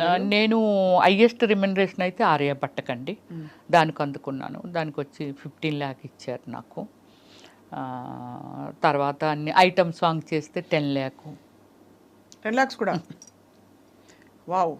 సో అయితే మీరు దాన్ని కెరియర్గా మలుచుకుని దాదాపు వెళుతున్న టైంలో మళ్ళీ మీరు చాలా మంది కమెడియన్స్ పక్కన వేశారు. బ్రహ్మానందం ఆల్ కమెడియన్స్తో, సుమన్ శెట్టితో కూడా చేశాను నేను. ఎలా ఉండేవారు అందరూ? అప్రిషియేటివ్గా అందరూ. నాకు ఎల్బి శ్రీరామ్ గారు నా సినిమాలో కూడా చేశారు కదండి. సో లైక్ ఒక ఫాదర్ లాగా అనిపించేవాళ్ళు. బ్రహ్మానందం గారు, అందరికంటే బ్రహ్మానందం గారితో చాలా ఎక్కువ, హేమ గారి కంటే నేను ఎక్కువ చేస్తుంటాను బ్రహ్మానందం గారితో. బట్ నేనేమిటంటే అంటే అందరికీ తెలుసు చాలా లిమిట్లో ఉంటుంది. రా అమ్మాయి వెళ్ళాడబోదాం, రావచ్చు కదా సరదాగా అని అన్నారనుకోండి, నేను ఏదో పని పెట్టుకునేదాన్ని. అంటే వేరే స్టేట్లో బ్రహ్మానందం గారు కానీ అలా రూమ్లో ఏం చేస్తావు, షూటింగ్ చేసి వచ్చి రావచ్చు కదా సరదాగాన. అలా అంటే సార్ నాకు ఇలాగా మాకు తెలిసిన వాళ్ళు ఉన్నారు అంటే, ఏదో ఇప్పుడు నన్ను ఏమి కొట్టరు. అలాగే నేను సఫర్ అయింది బాబు మోహన్ గారితో కానీ. సో అంటే వాళ్ళకి అర్థమైపోయేది ఒక 3 డేస్లోనో ఎప్పుడో 1 డే అంటే ఏదో చెప్పొచ్చు, 3rd డేస్ అలా ఉంటాయి కదా, వాళ్ళకి అర్థమైపోయి ఉండేది ఈ అమ్మాయి కావాలని అవాయిడ్ చేస్తుంది అని. సో అలా ఇప్పుడు నేను చెప్తానండి, హేమా గారు లేకపోతే ఇంకోళ్ళు ఎవరో స్టేట్మెంట్ ఇచ్చారు, బ్రహ్మానందం గారు నా విషయంలో కూడా అలా ప్రవర్తించారండి. బాబు మోహన్ గారు కూడా ఏ అమ్మాయిని చూస్తారా, మమ్మల్ని చూడరా ఏంటి, అమ్మాయి ఉంటేనే సినిమా ఆడుతుందా అలాగే ఇలాగని చెప్పి నన్ను అవాయిడ్ చేసిన వాళ్ళు ప్రొఫెషనల్ గా అంతే అంతే. సో ఒక మామూలుగా పర్సనల్ లైఫ్స్లోకి మేము వెళ్ళామండి, బట్ ఎక్కడో ఒక చోట చదివాను మీకు చిన్నప్పుడే పెళ్ళయ్యి తర్వాత మీరు విడిపోయారని చెప్పి. విడిపోలేదు. అందుకే మీరు ఒకటి అంటే మీరు దానిలో చాలా బెస్ట్ ప్లేస్లో ఉన్నారు కాబట్టి చూడండి, నా మీద ఎక్కడ ఎవరితోనో లవ్లో ఉన్నదను, లేకపోతే వీళ్ళతో డేట్లో ఉందను, లేకపోతే సంథింగ్ నాది ఎక్కడ వినరండి. నాకంటూ కొన్ని మోరల్ వాల్యూస్ ఉన్నాయి, దాన్ని నేను ఎంత రెస్పెక్ట్ చేయాలో అంతే రెస్పెక్ట్ చేస్తాను. నా ఫ్యామిలీ దీన్ని ఏ రోజు స్క్రీన్ ముందుకి నేను తీసుకురాలా. Okay, any interview anything that is my personal life, cinema ఫీల్డ్కి సంబంధం లేనిది. ఓకే, ఫ్యాన్స్ క్యూరియాసిటీ ఉంటుంది ఏమిటి ఏమిటి ఏమిటి అని, బట్ సేమ్ టైం నన్ను ప్రపోజ్ చేసిన వాళ్ళు కూడా అవుట్ ఆఫ్ కంట్రీ, ప్యారిసా లేకపోతే యుఎస్ఆ, పెద్ద పెద్ద డాక్టర్లు వీళ్ళంతా ఉన్నారు. నా పాలసీ ఎలా ఉంటుంది అంటే, ఇంతకు మించి అయితే మనం తినలేము. హయ్యెస్ట్ లైఫ్ స్టైల్ అంటే ఇస్ గాడ్ ఇచ్చాడు, ఒక సిస్టమేటిక్గా నేను దాన్ని సెక్యూర్ చేశాను. ఇంకింతకు మించి ఒక బెంచ్ కారు ఎనీథింగ్ లోపల ఇవైతే అవే ఉంటాయి. ఒక లగ్జరీ చూసేసిన తర్వాత ఇంకే కారుకి వెళ్ళిపోయినా అదే ఉంటుంది. 150కి మించి పై వెళ్తే ఏ కారు అయినా అవుటే. నారాయణ గారు అబ్బాయి ఏమయ్యారు అనుకుందాం. అలాంటి చాలామందికి ఇది. అవును, ఇంతకు మించి లైఫ్ ఏంటి, ఇంతకు మించి లైఫ్ లేదు కదా. నేనే ఒక సెక్యూర్డ్గా ఉన్నాను. ఓకే, నాకు డ్రైవర్ ఉంటాడు, 2 పనులు ఉంటారు, మంచి స్టేయింగ్ హోమ్ ఉంది, సో పోనీ ఇంకొక హోమ్ ఉంది, ఇంకేమిటి. అందుకని నాకు అంత అలా వెళ్ళిపోవాలి అని ఏం లేదు. నన్ను అందరికీ తెలుసు, లైఫ్ లైన్లో ఉండాలి. ఓకే, దానికి ట్విట్టర్ ఉంది, ఇన్స్టాగ్రామ్ ఉంది, ఫేస్బుక్ ఉంది. అప్పుడప్పుడు హాయ్ హవ్ యు అని ఏదో విచ్చేస్తూ ఉంటాము. ఓ రమేశ్వరి గారు ఇప్పుడు ఇలా ఉన్నారు, ఇప్పుడు మీ ముందుకు వచ్చాను, సో ఇప్పుడు నేను కనిపిస్తాను అంటే ఇంతే తప్ప నేను అత్యాశకు వెళ్ళిపోనండి. అత్యాశ మీన్స్ అన్లిమిటెడ్ అనేది మనిషి పతనమే. అవును, మీరు ఫ్లైట్లో ఎంతసేపు ట్రావెల్ చేయండి, అమెరికా వెళ్ళి భూమి మీద ల్యాండ్ అవ్వాల్సిందే. ఆ పాలసీ ఉంది నా దగ్గర. అది చాలా మంచి పద్ధతి. మీరు అంటే ఫస్ట్ నుంచి ఎంత అండర్స్టాండింగ్ ఉంటే మీరు మిమ్మల్ని మీరు అంటే లీడ్ చేసుకోవడమే కాకుండా మీరు ఇన్ని రంగాలలో ఇంత మీ ప్రతిభను చూపించారు. అదే అంటే సో అయితే మీకు వివాహం అయిందండి? అయింది, చిన్నప్పుడే అయిపోయింది. 13 years ఏజ్కే మ్యారేజ్ అయిపోయింది. కాకపోతే నేను ఎక్కడ రివీల్ చేయలేదు అంతే, అంతకు మించి. ఇప్పుడు మీ వారు ఎక్కడ ఉన్నారు? ఎక్స్పైర్ అయ్యారు. ఒక 2 years బ్యాక్ ఎక్స్పైర్ అయ్యారు. Okay, yeah. సో మరి ఈజ్ లైక్ మై ఫాదర్ స్వప్న. చెప్పాను కదా, చాలా రెస్పెక్ట్ ఇస్తాను. ఈరోజు గుడిలో పూజించినట్టుగా పూజిస్తాను ఆయన్ని, చాలా రెస్పెక్ట్ ఇస్తాను. Not a wrong. ఇప్పుడు అతని వల్ల తప్పలేదు, నేను ఎందుకు సఫర్ చేయాలి? నాకు నాకు భయము, ఎంత భయం అంటే, లవ్ అంటారు, డేట్ అంటారు, వెనకాల పడతారు. సరే, మన బిజీలో మనం ఉంటాము, ఎంతోమందిని నేను ఫేస్ చేశాను. కృష్ణకుమార్ గారు 15 years గ్యాప్ అండి, ఆమెకి ఫీల్డ్ వదిలేసింది పూర్తిగా. బెంగళూరులో ఆమె పెద్ద ఎస్టేట్ ఉంటుంది, తెలుసు, నేను వెళ్ళానుగా. వెళ్ళారా? ఇంటర్వ్యూ చేశారా? అసలు లైక్ నా కూతురు వాడిని కేఆర్ విజయ్ గారు అంతే నన్ను పెంచుకుంటామనే వాళ్ళండి. ఆ ఎస్టేట్లో నాకు ఒక అత్త క్యారెక్టర్ చేయాలి, ఆమె అయితే బాగుంటుంది. అక్కడే కదా షూటింగ్ అంతానా, చేస్తే బాగుండు అని అనుకుంటా. అమ్మ ఇప్పుడు మళ్ళీ మేకప్ అయ్యి కూర్చొని వాళ్ళు ఎవ్వరు అడిగినా యాక్సెప్ట్ చేయలేదండి. నేను అడిగాను, ప్లీజ్ మీరు చెయ్యండి బాగుంటుంది మంచి క్యారెక్టర్ అంటే అప్పుడే యాక్సెప్ట్ చేశారు. డైలీ లంచ్ ఆవిడ ఇంట్లోనే, ఆ ఎదురుగానే సావుకార్ జానకి గారు చూసాను ఆవిడ వెళ్ళారా? పుట్టిరు. ఆవిడ కూడా. మేఘా వర్షించని ఒక మూవీ అనమాట, అద్భుతమైన మూవీ. అలాగే మలయాళంలో ఒక మూవీ చేశాను, ఆ మూవీకి నాకు అవార్డు వచ్చింది. సో అలాగే ఏమిటంటే వాళ్ళందరూ మాట్లాడుతుండేవాళ్ళు ఈ వీటి గురించి, ఏంటో వస్తున్నారు ఏదో అయిపోతున్నారు. అప్పుడు మన శశికళ గారు ఏదండి ఆమె కాంచనా గారు ఎందుకు అలా మాటల్లో వస్తూ అవతల వెనక వైపు మీరు స్విమ్మింగ్ పూల్ చూసారా అటు చూసాను, అక్కడ కుర్చీలు వేసుకొని కూర్చున్నాము. కూర్చుంటే ఇవన్నీ చెప్పేవారు, వీళ్ళు ఎలాగైపోయారు అలా అలాగైపోయారు, సావిత్రి గారు ఎలాగైపోయారు ఇవన్నీ అని. ఏమిటి అని అంటే ఎవరినో నమ్మితే కదా అలాగైంది. ఆమెమో వాళ్ళ బ్రదర్స్ నమ్మి అలాగైపోయిందంట, ఈమెమో అతన్ని నమ్మి. అదొక్కటే మనకి బాగా ఫేమస్ కాబట్టి చేయలే, అలాంటి కొన్ని ల్యాక్స్ ఆఫ్ సిచ్యువేషన్స్ ఉంటాయి. చాలా కరెక్ట్గా చెప్పారు మీరు. అంటే కానీ ఆ వయసులో మీరు అంత తెలుసుకుని దాన్ని అమలుపరచడమే పెద్ద విషయం. అదే గ్రేట్. అదే గ్రేట్. ఎందుకంటే ఒకటి సరే మీ వారితో మీకు అనుబంధం ఉన్నా, ఒక రెస్పెక్ట్ ఉన్నా, ఏమున్నా కూడా మీరు యాక్ట్ చేయడం ఆయన ఆపలేదు ఎప్పుడు. లేదు, నాకు ఎప్పుడు ఏది అభ్యంతరం చెప్పలేదు. అది గొప్ప విషయం. మీరు కూడా ఇండస్ట్రీకి వచ్చేసి టెంప్ట్ అయిపోయి ఇంకో దారిలోకి వెళ్ళిపోయి, అంటే నేను తప్పు రైట్ అని చెప్పట్లేదండి, ఎవరి జీవితానికి వాళ్ళు బాధ్యులు. డెఫినెట్లీ ఇప్పుడు అంత గొప్ప నటీమణుల గురించి మనం మాట్లాడుకున్నప్పుడు వాళ్ళ జీవితం అయ్యో ఇలా అయిపోయిందని మీరు చెప్తున్నారే, అలా కాకుండా మిమ్మల్ని మీరు కాపాడుకోగలిగారు. Actually you don't need anybody in your life, ఫ్రాంక్గా చెప్పాలంటే. నేనే రాజు నేనే మంత్రి అన్ని. ఒకటి స్వప్న, నీ మనసులో ఉన్న అడగాలని అడగలేకపోతున్నావు ఏంటో నేనే ఓపెన్గా చెప్తున్నాను. సినిమా ఫీల్డ్లో అంటే not only field, any place pressure ఉంటుంది, sexual pressure whatever, house వైఫ్లకు కూడా ఉంటుంది. ఇష్టం అది, దాన్ని ఎవరు మీ అభ్యంతరం చెప్పడం లేదు. నాకు ఒక ఐటెం ఇలా కూర్చొని మాట్లాడుతున్నాను స్వప్న, నువ్వు నాకు నచ్చేయచ్చు, లేకపోతే వీళ్ళు చూస్తున్నాను చాలా ఐటమ్స్ ఉన్నాయి, అందులో ఏదో నాకు నచ్చొచ్చు, ఇది నా హార్ట్ స్పందన. అలాగే ఎవరికి ఎందుకు నచ్చమో, ఒక గ్లామర్ ఉన్నప్పుడు వెంకటేశ్వర స్వామి దగ్గరికి ఎందుకు వెళ్తున్నాము, ఆయన ఏమైనా ఇచ్చేస్తున్నారా, ఇస్తారా మనకు తెలియదు, ఇస్తారా ఎవరు, కానీ నచ్చారు. చాలామంది గాడ్స్ ఉన్నారు కదా. కానీ ఐహిక సుఖాలకి దైవిక సుఖాలకి, దైవిక ఆనందానికి తేడా ఉంది కదా. ఉంది ఎగ్జాంపుల్ చెప్తున్నాను అంతే. అలాగా మనకి ఏమిటంటే మనం నచ్చిన వాళ్ళు పాపం ఎంతో మంది ఉండొచ్చు, దాన్ని ఎక్స్పెక్ట్ చేయడంలో తప్పులేదు, కానీ బలవంతం పెట్టకూడదు. సినిమా ఫీల్డ్లో కలిసి వర్క్ చేస్తుంటారు. ఇప్పుడు 500 కోట్లు 1000 కోట్లు బడ్జెట్లు వచ్చేసాయి, 5 crores అనుకుందాం.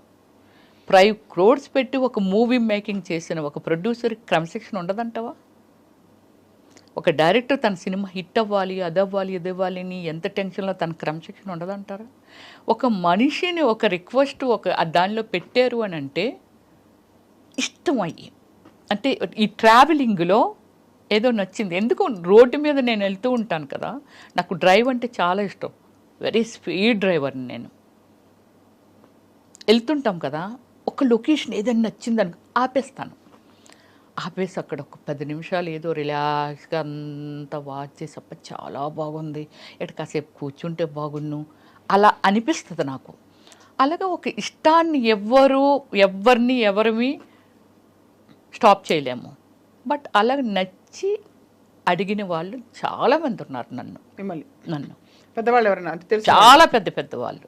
కానీ ఏ రోజు నేను రాంగ్ స్టెప్ వేయలేదు. అంటే నాకు ఒకవేళ సినిమా ఇవ్వమన్నారని అనుకుందాం, అదే కదా మెయిన్, ఐ డోంట్ కేర్. మీరే ప్రొడ్యూసర్ లేరు, మీరు ఒక్కలే డైరెక్టర్ లేరు, నేను ఒక్కదాన్ని ఆర్టిస్ట్ లేను, ఇది కూడా చెప్తా. సో ఏం చెప్పుకునేవారు, ఏది రావాల్సి ఉంటే అది వస్తుంది అంతే. ఇప్పుడు మనము మార్కెట్లోకి వెళ్ళాము కదా, ఒక ఐటమ్ మార్కెట్లో పెట్టినప్పుడు ఒక్కలే వెళ్ళి చూసి వెళ్ళిపోరు కదా, ఇంకెంతోమంది వస్తుంటారు, ఎవరో ఒకరికి నచ్చి కొనుక్కుంటారు కదా. అంతే, ఒక కళాకారునిగా నేనున్నాను, ఎంతోమంది సినిమాలు చేస్తున్నారు, చేసినప్పుడు నా అవసరం రమ్యశ్రీ అయితే భలే ఉంటుంది, ఆ సినిమాలు చాలా బాగా చేసింది. నువ్వు నేను సినిమా తర్వాత సునీలు నేను మా అదృష్టం ఏంటో తెలియదు, అంత బిజీ అయిపోయాం. డైలీ ఒక 3-4 షూటింగ్స్, ఒక్కొక్కసారి 10 days కూడా నేను నిద్రపోయేదాన్ని కాదు. నైట్ 2 వరకు డాన్స్, ఏదైనా ఐటమ్ సాంగ్ స్ట్రైన్ అయిపోదాన్ని. ఎక్కడో అడవుల్లో పెట్టేవాళ్ళు, ఎక్కడో పెట్టేవాళ్ళు. మళ్ళీ వేరొకరు location 7 o'clock, morning hour 7 o'clock call sheet. నేను ఎప్పుడు ఇంటికి వెళ్ళాలి, ఎప్పుడు పడుకోవాలి, ఎన్ని చేయాలి. ఇప్పటికీ నా దగ్గర ఒక అసిస్టెంట్ ఉండేదండి, లక్ష్మి అనేసి. ఇప్పటికీ మాట్లాడుతుంది. పిల్లలతో పెద్దోళ్ళు అయిపోయారు, ఇంటర్మీడియట్ ఏదో చదువుతున్నారు. 10 years ఉంది అమ్మాయి నా దగ్గర. అమ్మాయి కోవే సరళ, తర్వాత రజిత గారు, వీళ్ళందరూ ఏటా పిల్ల పిచ్చిదాన్ని ఉంది, అలాడదాన్ని పెట్టుకున్న అందంగా ఉండేదాన్ని పెట్టుకో అన్నారు. 10 years ఉందండి. Everything only that girl. అన్ని చూసుకుంటా అన్ని కామ్మాయే. ఎంతమంది సీమరాని ఇచ్చి మంది, సౌందర్య ఇచ్చి మంది, శకిల ఇచ్చి మంది. అమ్మాయిని మేము అమ్మాయి వేస్తుంది, మేము అంతకు 3 ఇంతలు 10 ఇంతలు ఇస్తాం వచ్చి అని అనేవారు. అంటే నాకు నిద్ర లేకపోయినా సరే అమ్మాయి మొత్తం అంతా మేనేజ్ చేసి 1 గంట పడుకుంటారు, మొత్తం అంతా బాత్రూంలో హీటర్ ఆన్ చేసేయడం, అది చేసేయడం, ఇది చేసేయడం, మేకప్ సామాన్ పెట్టేయడం. నెక్స్ట్ సినిమా ఏంటి, నా ఏం డ్రెస్ వేస్తాను, ఎలాగేస్తాను, దానికి షేడ్లు కూడా అమ్మాయికి వచ్చేసాయి. అంటే ఈ షేడ్ వేస్తారు మేడం గారు, ఈ కలర్ చీర కడతానన్నారు అని. అంత బ్యూటిఫుల్ వర్కర్ అండి. ఇప్పటికంతకే నేను మర్చిపోలేకపోయాను.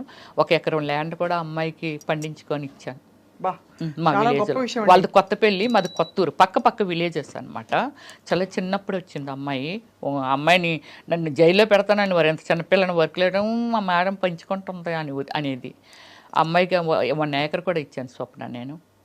చాలా చాలా పెద్ద విషయం. అంటే మీరు ఇంత కనెక్ట్ అయ్యి అందరితో, మీరు ఒక్కొక్కరి గురించి మాట్లాడుతుంటే కూడా మీకు ఎంత కనెక్టెడ్గా వాళ్ళ జర్నీస్ మీతో కొనసాగాయి, మీ కోస్టార్స్ కావచ్చు. కానీ ఈ మొత్తం జీవితంలో మీరు యాక్చువల్లీ ఏం కోరుకున్నారు, అవన్నీ వచ్చేసాయి. What did you want? ఇప్పుడు ఇండస్ట్రీకి వచ్చినప్పుడు ఏమనుకుంటారు, పేరు రావాలి, అవును, నేను యాక్ట్ చేయాలి, 10 మంది నన్ను గుర్తుపట్టి మెచ్చుకోవాలి, ఇదే కదా, నాకు బోల్డ్ డబ్బులు ఉండాలి, ఇంతే కదా ఉంటాయి. ఇంకేమన్నా ఉంటాయా? అంటే నేను అనేది ఫర్ ఎగ్జాంపుల్ అవార్డ్స్ గెలుచుకోవాలి, అలాంటివి ఉంటాయా? అవి వచ్చాయి. మదర్ తెరెసా అవార్డు వచ్చింది for social service, of course.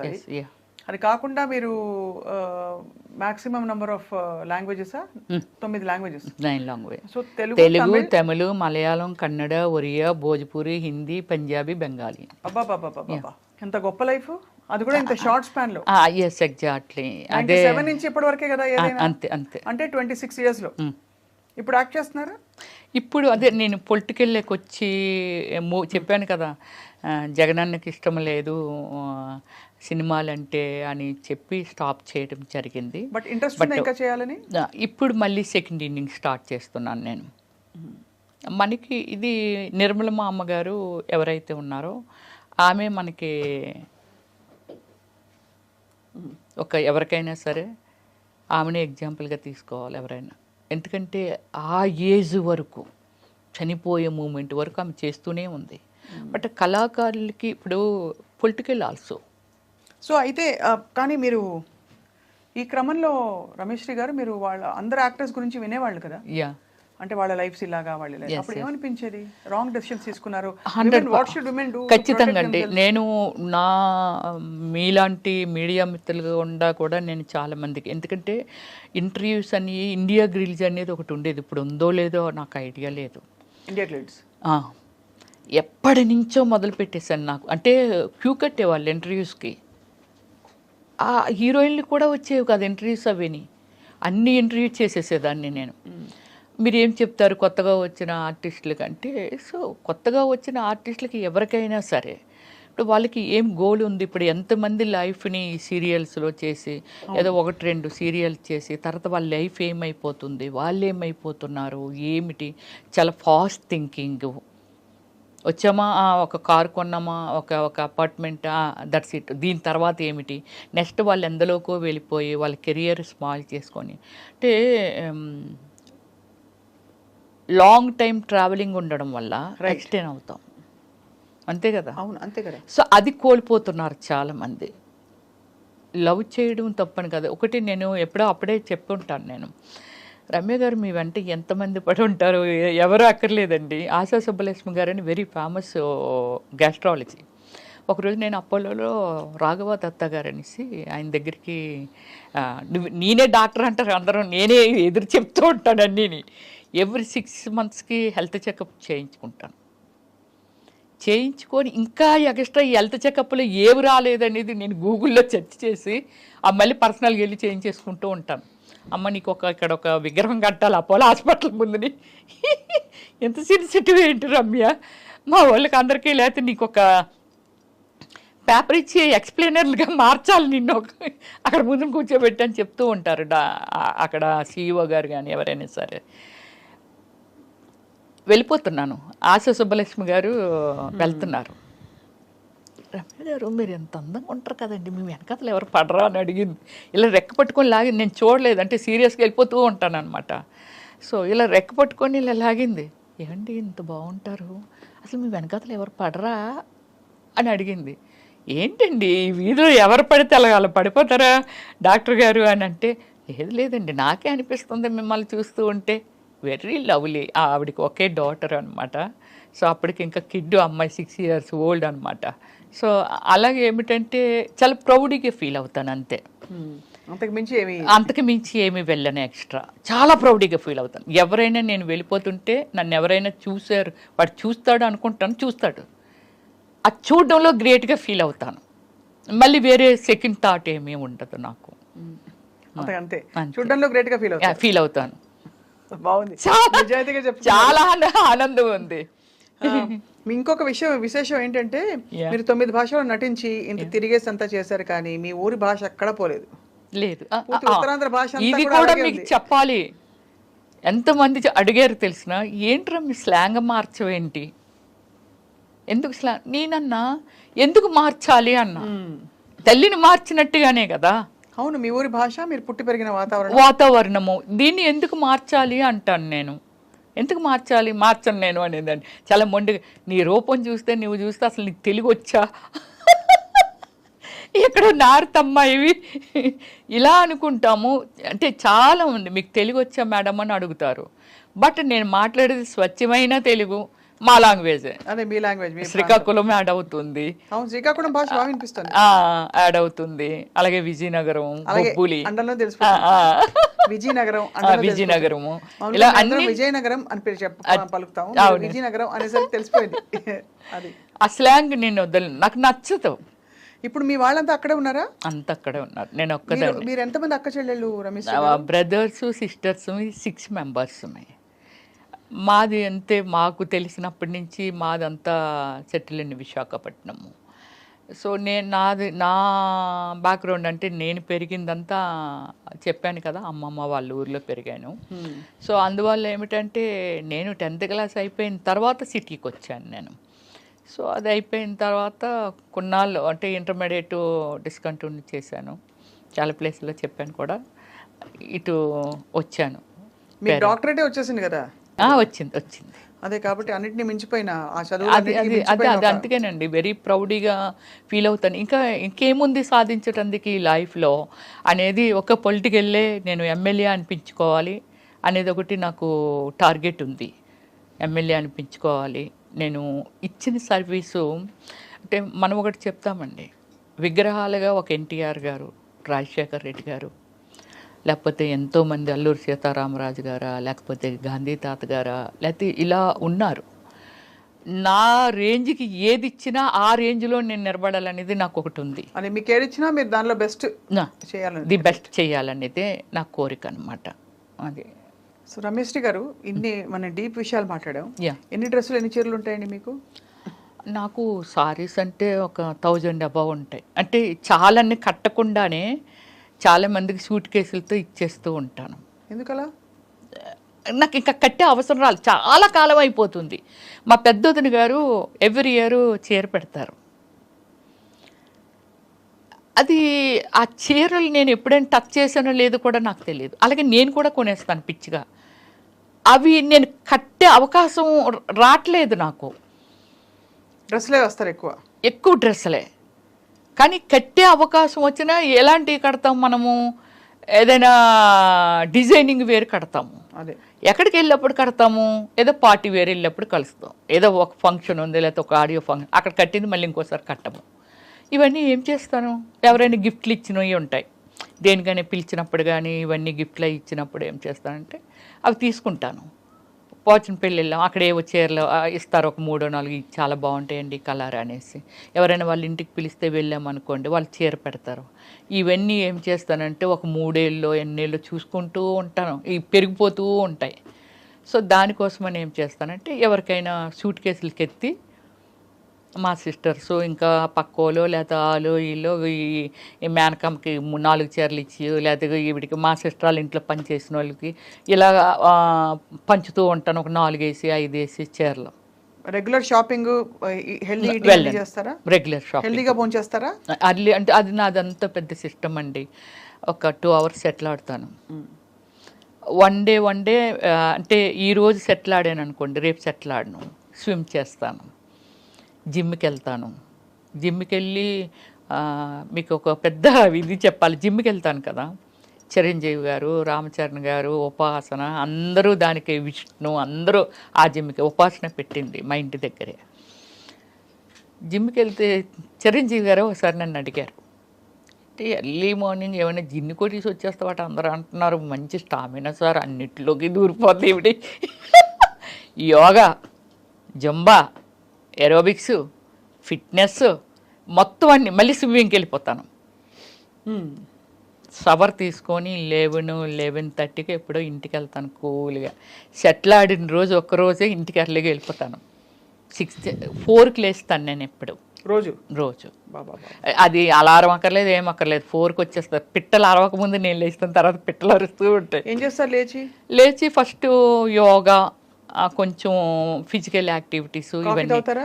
Coffee tea తాగను, కర్డ్ కూడా రేరు, బటర్ మిల్క్ తాగుతాను. కాఫీ టీ మంచి నాన్ వెజ్ ప్రియురాల్ని. అలాని వీక్లీ వన్సే, రైస్ కూడా కాదు. సో అయితే మీరు జిమ్ ఇప్పటికే వెళ్తున్నారు ఆ జిమ్కి?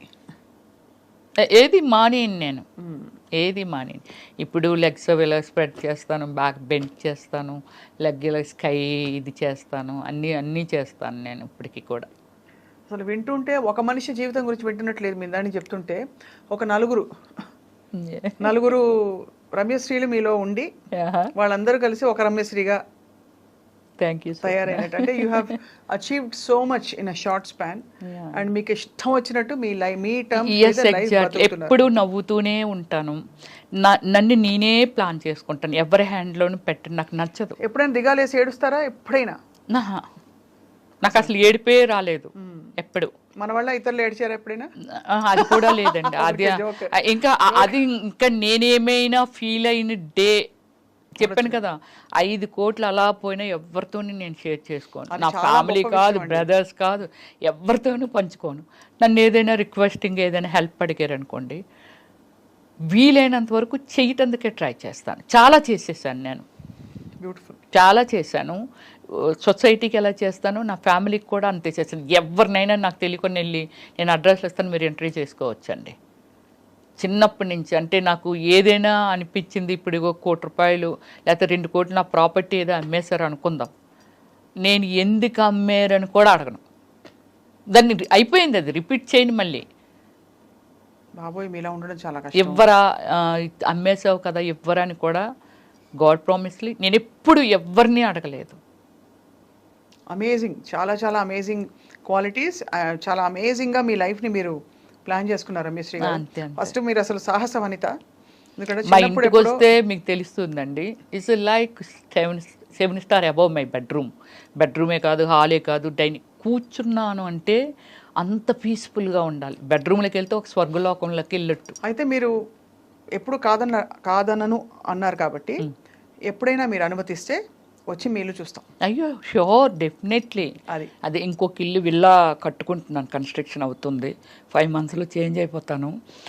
డ్రీమ్ అంతే. అప్పుడులో రమ్యశ్రీ డ్రీమ్ హౌస్ అని వేశారు. అంటే ఎవరెవరో ఏదో కట్టుకోవడం ఇంకా బాగా కట్టేసి ఉండొచ్చు, కానీ నా టేస్టు, నా ఫీలింగు అంటే పడుకుంటే ఇలా ఉంటుందా అనేది. బెడ్రూమ్ అంటే బెడ్రూము, నా బాత్రూమ్ కూడా అంత గార్డెనింగే. చాలా లవ్లీగా ఉంది వినడానికి. వాష్రూమ్ కూడా వాష్రూమ్ లాగా ఉండదు, అన్ని వాష్రూమ్స్ ఒక మంచి ఒక బెడ్రూమ్ కంటే మించి ఉంటాయి వాష్రూమ్స్. అంటే అది నాకు ఇష్టం అనమాట. మీరు అసలు ఇవన్నీ కాదండి, మీకు ఇష్టం వచ్చిన టర్మ్స్ మీద మీరు బతకడం, ఎగ్జాక్ట్లీ అదే చాలా ఇక్కడ రిమార్కబుల్ థింగ్. ఎగ్జాక్ట్లీ. అండ్ చాలా చాలా inspiring for so many people watching. Yeah. And చాలా మంది మహిళలకు మీరు ఇచ్చిన అడ్వైజ్ ఇవాళ ఏంటంటే మీ డెసిషన్స్ మీరే తీసుకోండి. ఎస్. అండ్ ఎవరికి ఏవి చెప్పది, మనం అబలలు కాము సబలలు అని చెప్పి. అంతే. అంతేగా? ఎక్కడున్నాం స్వప్న గారు?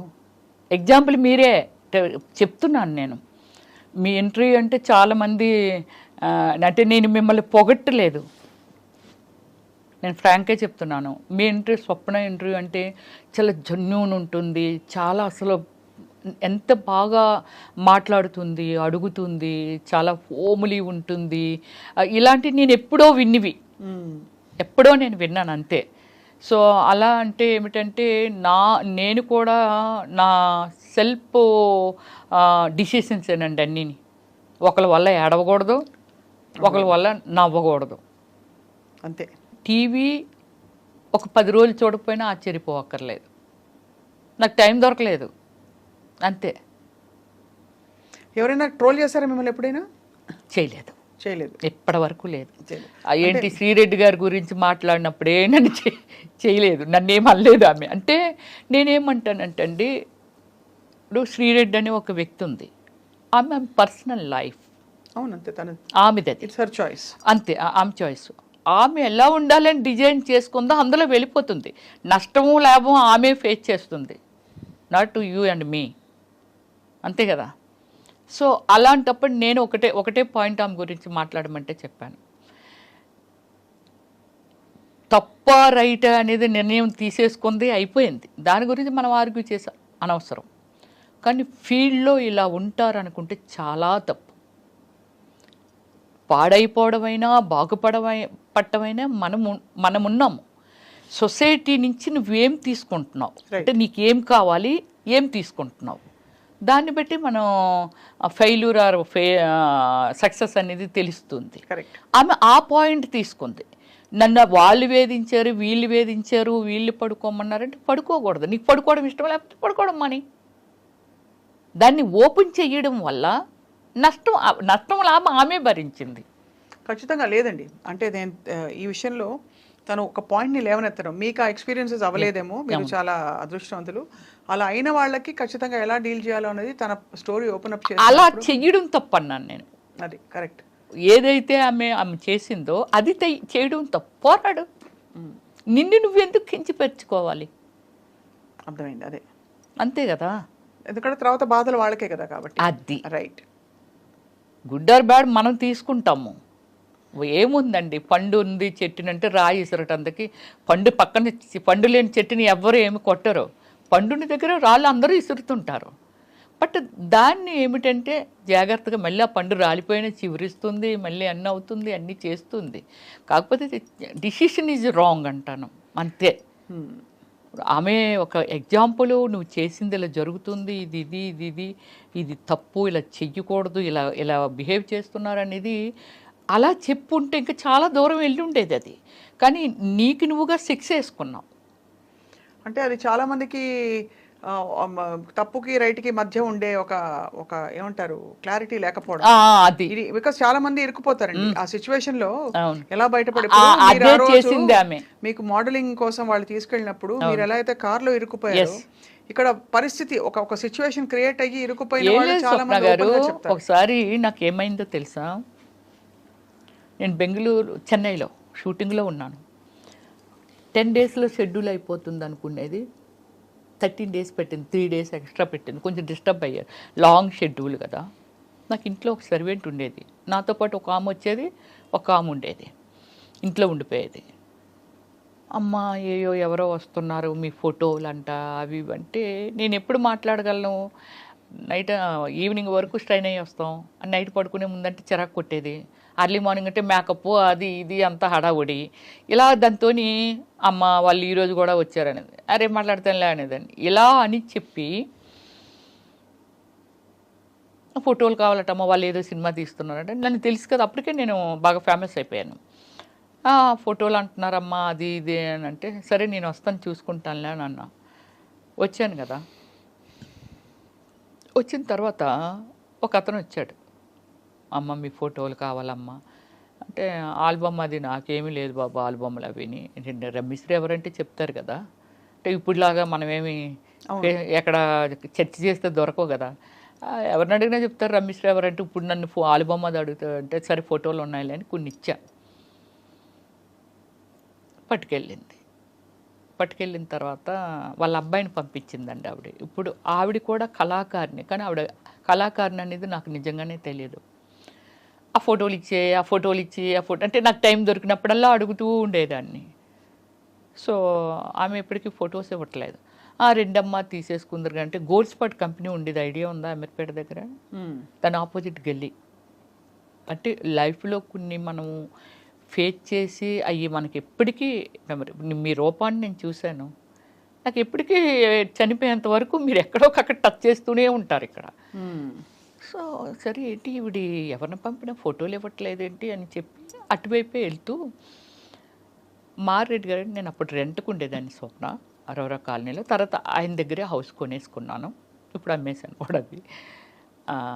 ఆయన, అమ్మ రా అమ్మ నేను అట్టే పోతున్నానులే, తీసుకెళ్తాను, ఆడపిల్లవి నువ్వు, నాకు డ్రైవింగ్ రాదు కదా, నాకు జన్ కారు ఉండేది కానీ డ్రైవింగ్ రాదు. వెళ్ళా, అయితే అక్కడ పెద్ద ఒక హంగామా ఉంది, డ్రింక్ చేసేవాళ్ళు తినేవాళ్ళు ఒక 6-7 మగవాళ్ళు వీళ్ళంతా. ఈ వాతావరణం నిజంగా నాకు తెలియదు. ఏంటమ్మా వీళ్ళు ఎలా తాగుతున్నారు, వీళ్ళు ఏంటి వీళ్ళు ఇదేంటి అలా అనుకున్నాను. సరే నా ఫొటోస్ ఇచ్చి వెళ్ళిపోతాను అన్నా. అంటే ఏమిటో కథ చెప్పింది, నా కూతురు అలాగైపోయింది, నేను అతనికి 2వ భార్య, అతను ఎవరో తెలియదు, నాకు ఏదో చెప్తుంది, నువ్వు హెల్ప్ చేయాలంటే ఏ విధంగా చేయాలి అన్నాను. అంటే అలా కదమ్మా నీ హెల్ప్ కావాలి తల్లి, నా కూతురు అనుకో నువ్వు అని. సరే నా ఫోటోలు ఇవ్వు, సరే నేను ఏదో ఒకటి చెప్తానులే అని అనుకొని వచ్చేసాను. అదే రోజు నైటు విపరీతమైన వర్షం, సినిమా సీన్ లాగే ఉంది. ఒక అబ్బాయి ఫుల్గా డ్రింక్ చేసి మా ఇంటి మెట్ల దగ్గరికి వచ్చాడు. ఎదురుగా ముస్లిమ్స్ ఉంటారు, అంటే ఆపోజిట్ హౌస్. నేను లేను, మా సర్వెంట్ తీసింది డోరు, మాకు గ్రిల్ ఉండేది ముందని. తీస్తే అబ్బాయి వచ్చి, అమ్మ నా రింగ్ పట్టుకొచ్చేసారు కదా ఇచ్చి అండి అన్నాడు. మీరు నేను తీసుకురావడం ఏంటి, మీరు ఇంకెవరైనా అనుకుంటున్నా, మీరు ఇందాక వచ్చారు కదా, అక్కడ అతను ఉన్నది కూడా మనం చూడలా, మీరు ఇందాక వచ్చారు కదా, నా రింగు అక్క తీసుకుంది మీకు ఇచ్చిందంట కదా, నాకు ఎందుకు ఇచ్చింది, ఎందుకు ఇచ్చిందో, మీ ఇంటికి వెళ్ళి తీసుకోమందని. అప్పుడు 9:30 ఎంత అవుతుంది వచ్చాడు నైట్, ఫుల్ డ్రింక్, వాళ్ళ ఇంటి దగ్గర నుంచే అక్కడ డ్రింక్ చేస్తున్నాడేమో వచ్చాడు. అప్పుడు చెప్పాను, మీరు అతను మనం చెప్పింది వినట్లా, చైర్లో వచ్చి లోపలికి వచ్చి కూర్చుండిపోయాడు. మా సర్వెంట్స్ కదా తీశారు డోరు, వచ్చి కూర్చున్నాడు. వెళ్ళమంటే వెళ్ళడే. మీరు నమ్మరండి, అక్కడ నా పేషెన్స్ ఎంత ఉందంటే, తల్లిలాగా ఒక మదర్ లాగా అతనికి, ఇంత అందంగా ఉన్నావు, ఇంత బాగున్నావు అమ్మ, ఇలా డ్రింక్ చేసి ఇలా రియల్లీ నేను తీసుకురాలేదు రింగు, చూడ ఆవిడే ఏదో చేసి ఉంటుంది, నా మీద పెట్టింది, నేను వచ్చాను. నాకు అంటే ఒక రీజను అర్థమైంది. ఆలోచించి నాకు ఎందుకు ఇచ్చి ఉంటుంది అంటావు, నాకెందుకు ఇస్తుంది ఆవిడ ఎవరో కూడా నాకు తెలియదు అసలు. వచ్చాను, ప్లీజ్ వెళ్ళిపో, టైం అవుతుంది, నేను ఏదైనా పోలీసులు పిలిచాను అనుకో నీ లైఫ్. అటు సింగపూర్ వెళ్దాం అనుకుంటున్నాడంట. ఆవిడికి నువ్వెలా దొరికేవు, ఆవిడింటికి నువ్వెందుకు వెళ్ళేది, ఒక మదర్ లాగా అలా అలా అలా అలా అలా అలా ఎక్స్ప్లెయిన్ చేసి అతన్ని 11:30కి బయటకు పంపగలిగాను. నా ఓపుకి నాకు నేనే జోహార్ చెప్పుకున్నాను, ఇంత ఓపుక రమ్య అనేది. ఏం చేసేస్తాడో భయం.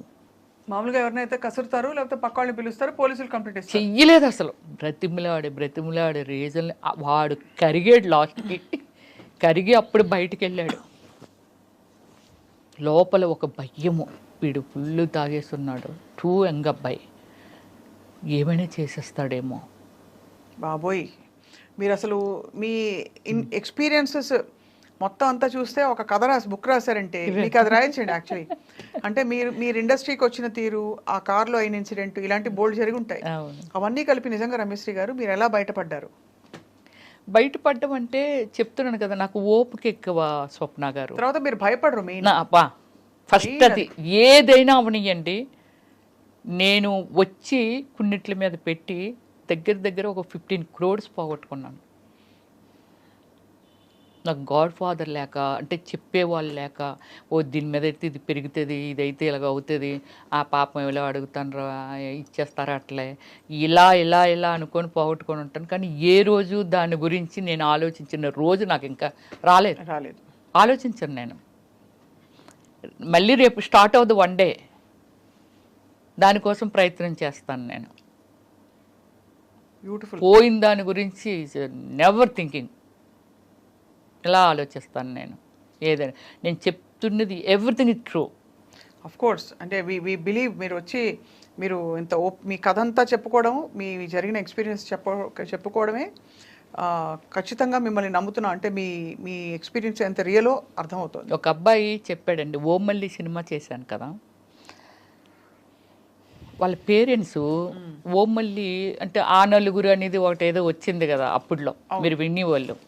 సినిమాలు, చిన్న సినిమాలు రిలీజ్ అవనివ్వట్లేదు, థియేటర్స్ ఇవ్వట్లేదు, సో ఇప్పుడు ఆ మూవీస్ బయటికి వెళ్ళట్లేదు, అది ఇది అని డేర్ అండ్ డాష్తో రిలీజ్ చేశాను.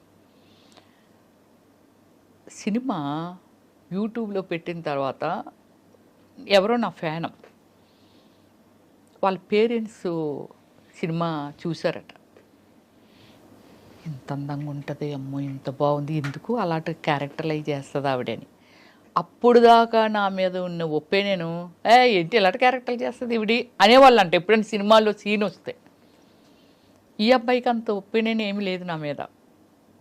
ఎవరో ఒక ఫ్యాన్, వాళ్ళ పేరెంట్స్ అంటున్నాడు, అమ్మో ఎలా చేసిందో తల్లి అలాగన్నారంట. అబ్బాయి నాకు ఫోన్ చేసిన థర్డ్ డే అబ్బాయి యూఎస్ఏ వెళ్ళిపోతున్నాడు. ఫోన్ చేసి నాతో చెప్తాడు, ప్లీజ్ మేడం అలాంటి క్యారెక్టర్ చేయకండి, నా పర్సనల్గా ఫీల్ అయ్యి చెప్తున్నాను, very very extraordinary human being, అన్ని షేడుల్లోనూ మీరున్నారు, కానీ సినిమాలో మీరు చేసిన క్యారెక్టర్ చూస్తే చాలామంది ఈవిడ ఎలాంటిదో అంటే సినిమాలో క్యారెక్టర్ని బట్టి, మీ పర్సనల్ లైఫ్ ఎవ్వరికీ తెలియదు, కానీ సినిమాలో క్యారెక్టర్లు బట్టి మిమ్మల్ని తప్పుగా అనుకుంటారు, చీప్గా అనుకుంటారు. కానీ ఓమల్లి సినిమా మీ టాలెంట్ చూసిన తర్వాత ఎందుకు ఈమె ఇలాంటి క్యారెక్టర్లు చేస్తుందా అని నాకు అనిపించింది మేడం. ప్లీజ్ మేడం ఇంకెప్పుడు ఎలాంటి క్యారెక్టర్స్ అన్నాను నేను. ఒక హీరోయిన్ ఉంది, హీరోయిన్ షార్ట్ డ్రెస్ వేయట్లేదా? ఇప్పుడు ఈరోజు మీరు చూస్తున్నారు చాలా ఈవెంట్స్కి, ఒక హీరోయిన్ వెళ్ళాలంటే ఒంటి మీద బట్టలు కూడా లేకుండా వెళ్తున్నారు, అంటే ఆ విధంగా డిజైనింగ్ డ్రెస్. అవును. ఒక హీరోయిన్ని రిసీవ్ చేసుకుంటే కదా ప్రొడ్యూసర్స్, ఆడియన్స్ రిసీవ్ చేసుకుంటే కదా ప్రొడ్యూసర్స్ అమ్మాయిని మళ్ళీ పెట్టుకుంటారు. కాబట్టి ఆ పార్ట్ ఆఫ్ ద గేమ్ అది అంతే. దానికి ఆ క్యారెక్టర్ చేయకండి, ఈ క్యారెక్టర్ ఎవరో ఏదో అనుకుంటారంటే నేను ఎలా, అంటే నాది ఎలా ఫుల్ఫిల్ అవుతుంది నా డ్రీమ్. ఇప్పుడు నేను బిజీగా ఉండాలి, బాగా ఉండాలి, డబ్బులు సంపాదించాలి, ఓకే ఏ క్యారెక్టర్ వచ్చినా చేశాను. 7 వేరియేషన్ చేశాను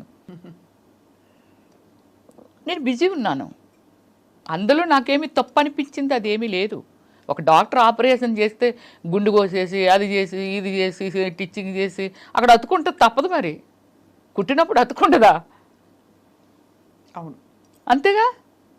డాక్టర్ అంటే డాక్టర్ ఎందుకు చేశారు? అమ్మో గుండు కోస్తే భయం వేస్తుంది, ఎవరైనా ఏమైనా అనుకుంటారు అనుకుంటే ఆయన ఎలా డాక్టర్ అవుతారు? మనల్ని బ్రతికించాలి కదా. కానీ I'm very happy, end of the day so happy. ఎందుకంటే కొన్ని కోట్ల జనాభాకి ఐడెంటిఫై, అవును, కొన్ని కోట్ల జనాభాకి ఎంటర్టైన్మెంట్, అండ్ మీకు కావాల్సిన డ్రీమ్స్ మీరు ఫుల్ఫిల్ చేసుకున్నారు అంతే. ఇప్పుడు నెక్స్ట్ సెకండ్ ఇన్నింగ్స్ మొదలు పెడుతున్నారు. రమేష్ ఆల్రెడీ పెట్టేశాను. We wish you heartfelt గా ఆల్ ది బెస్ట్. అతి త్వరలో మిమ్మల్ని మళ్ళీ తెర మీద తడుక్కుమని మెరుస్తూనో, తెర వెనక ఇంకా టిష్యూ మనీ షూట్ చేస్తూనో ఖచ్చితంగా మిమ్మల్ని యాక్టివ్ గా చూడబోతున్నాం. మీకు కావాల్సిన పబ్లిక్ లైఫ్ లో మీరు ఒక ప్రజాప్రతినిధిగా ఏ పరిధి అయితే ఆ పరిధి నెరవేరుతుందని చెప్పి మనస్ఫూర్తిగా ఆశిస్తున్నాం. అండ్ మీకు కృతజ్ఞతలు మీ కథలోని కొన్ని విషయాల్ని మాతో పంచుకున్నందుకు. Thank you very much. Thank you so much ma'am. All the best.